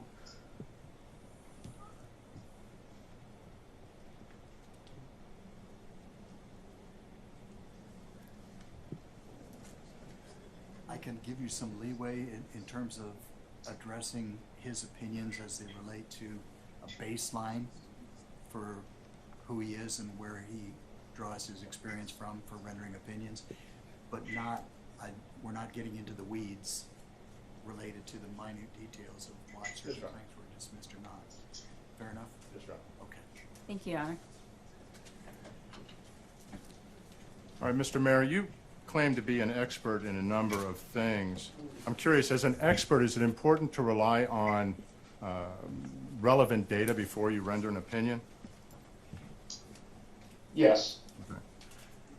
And in terms of signature verification, plaintiffs submitted over 5,000 examples of mismatched signatures. Did you review any of that data before you criticized plaintiffs' claims regarding signature verification? My claim was based on the data on signature matching rejection rates in Arizona and in jurisdictions around the country that engage in signature matching. So you didn't, so the answer is no, you did not review that data, correct? That's correct. Did you review any of the sworn testimony of the actual signature reviewers who were reviewing signatures for Maricopa County in the 2022 general election? Objection, Your Yes. Honor. Relevance, the data he's referring to is from the 2020 election, which is not before this court. No, Your Honor, I'm referring to the sworn testimony of signature verifiers for the 2022 general election. And, go ahead. I'd moved on from the 5,000 examples. I'm puzzled. I have this look on my face because I read the affidavits and I must have missed those thousands of signatures. The declarations that we submitted, the 3 from the signature verifiers, testified under oath as to rejection rates that they were performing for 2022 signature verification. Okay. Now, granted, now with that explanation, I understand what you're asking, but that wasn't what you asked. I'll rephrase With all that. respect, I think if you were talking about did he review the affidavits of people who reviewed signatures in the 2022 election, you can proceed. Yeah. Thank you, sir. Mr. Mayor, did you review the declarations of the 3 signature verifiers for the 2022 process in Maricopa County? I believe I did. And do you recall those witnesses testifying to rejection rates that they were performing and observed between 20 and, say, 40%? That's what I recall. Okay. Do you think they're lying about that? My conclusion was based on those rejection rates were hundreds of times higher than the actual rejection rates in Maricopa County, Arizona, and jurisdictions around the country that use signature verification. I'm not making a claim about whether or not they're telling the truth or lying. I'm saying that those reported signature verification rates are wildly higher than rates that have occurred historically in jurisdictions around the country. Okay. But you've never personally inspected signatures in Maricopa County? That's correct. Are you an expert in anything related to cyber? I'm not offering a conclusion about anything related to cybersecurity other than the sources that I cite in my report. Did you examine any of the ballots that were used in the 2022 election? No. Are you aware that plaintiff's cyber expert examined ballots used in the 2022 election? That's what he testified to. So you are aware of it? Yes.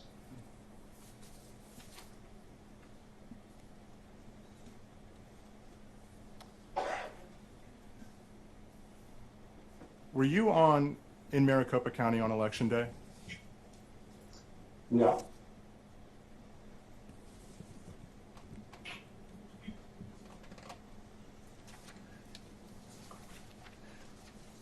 So you didn't observe any of the events that occurred on election day? That's correct. You gave some testimony on the reported wait times of Maricopa County. Do you recall that? Yes. What did you do to verify the accuracy of Maricopa County's data? I relied on the data that was reported by the county. So you did nothing to verify the accuracy of that data, correct? That's correct.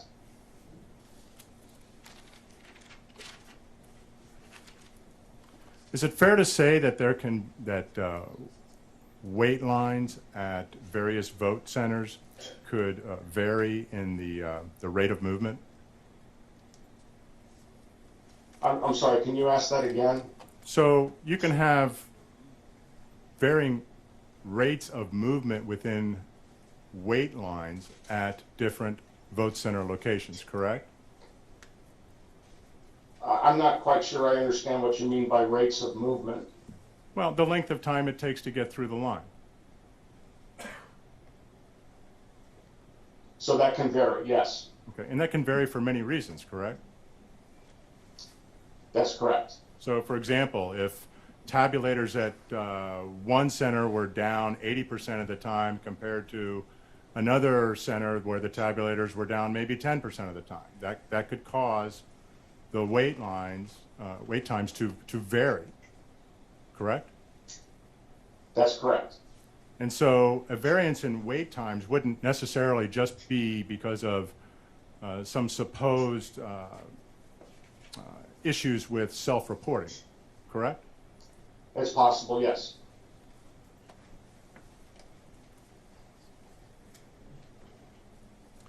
You had some asked some questions about the 2.5% that Mr. Barris referred to in terms of the projected increase in overall turnout. Do you recall that?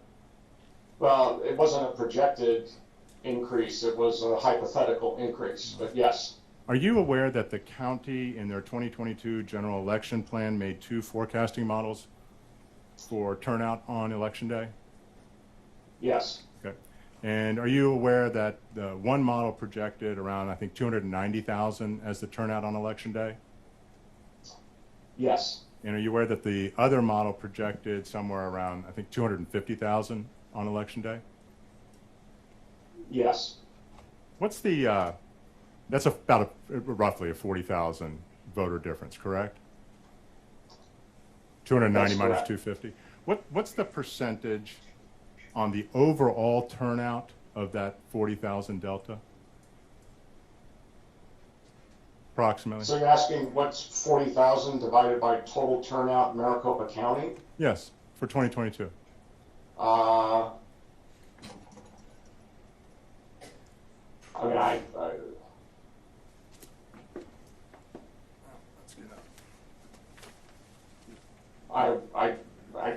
trying to do the math in my head. It's looks like it's about 3%, maybe a little bit less than 3%.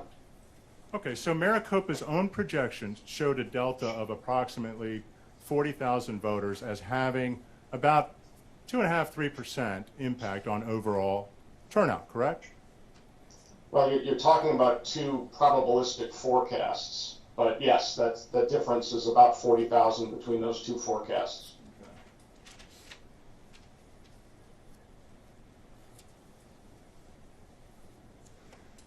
You testified that it's speculative to think that Republicans would be disproportionately affected by increased wait times and what even Supervisor Gates referred to as chaos on Election Day. Is that your testimony? I'm not sure that was my testimony. I don't think I said that when I was testifying. Well, did you testify that it was speculative that Republican turnout on Election Day would be affected disproportionately by issues arising on Election Day? With respect to turnout, yes, that's speculative. Okay.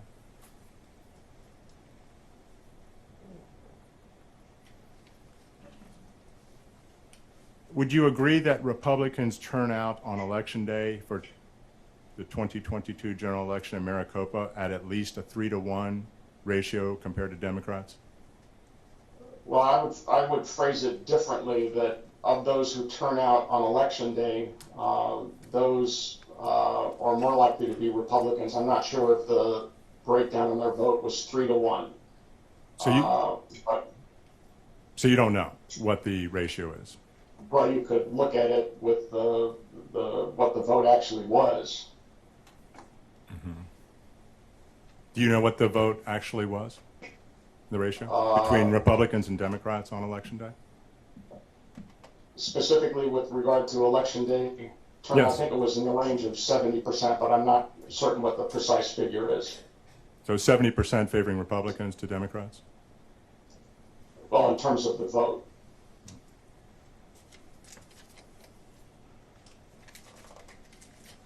You gave some testimony about the reconciliation procedure for check-in versus voting. Do you recall that? Yes. Would that data include voters who simply looked on TV and saw a long line or heard reports on social media about long lines and decided not to go and vote? Or would it include that data? It would not include that.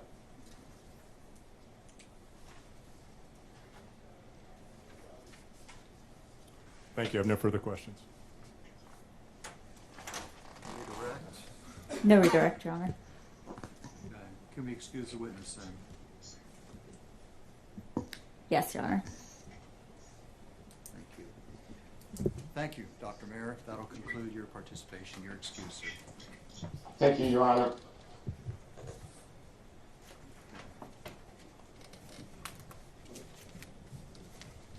All right. We'll take the noon recess until 1 o'clock. We'll resume at that time. All right.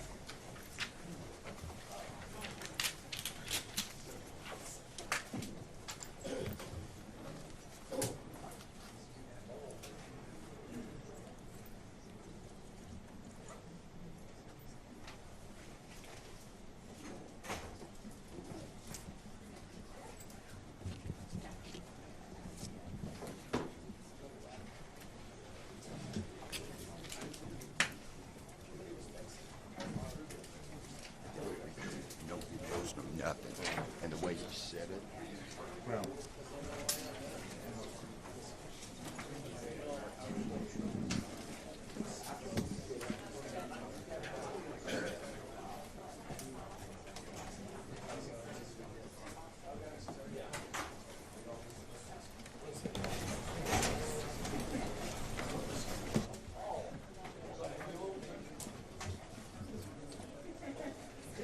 So just to confirm, you're gonna keep it rolling through the lunch? Yeah. Awesome. Almost forgot to put my extra battery on. Otherwise you would have died. They tried to tell me that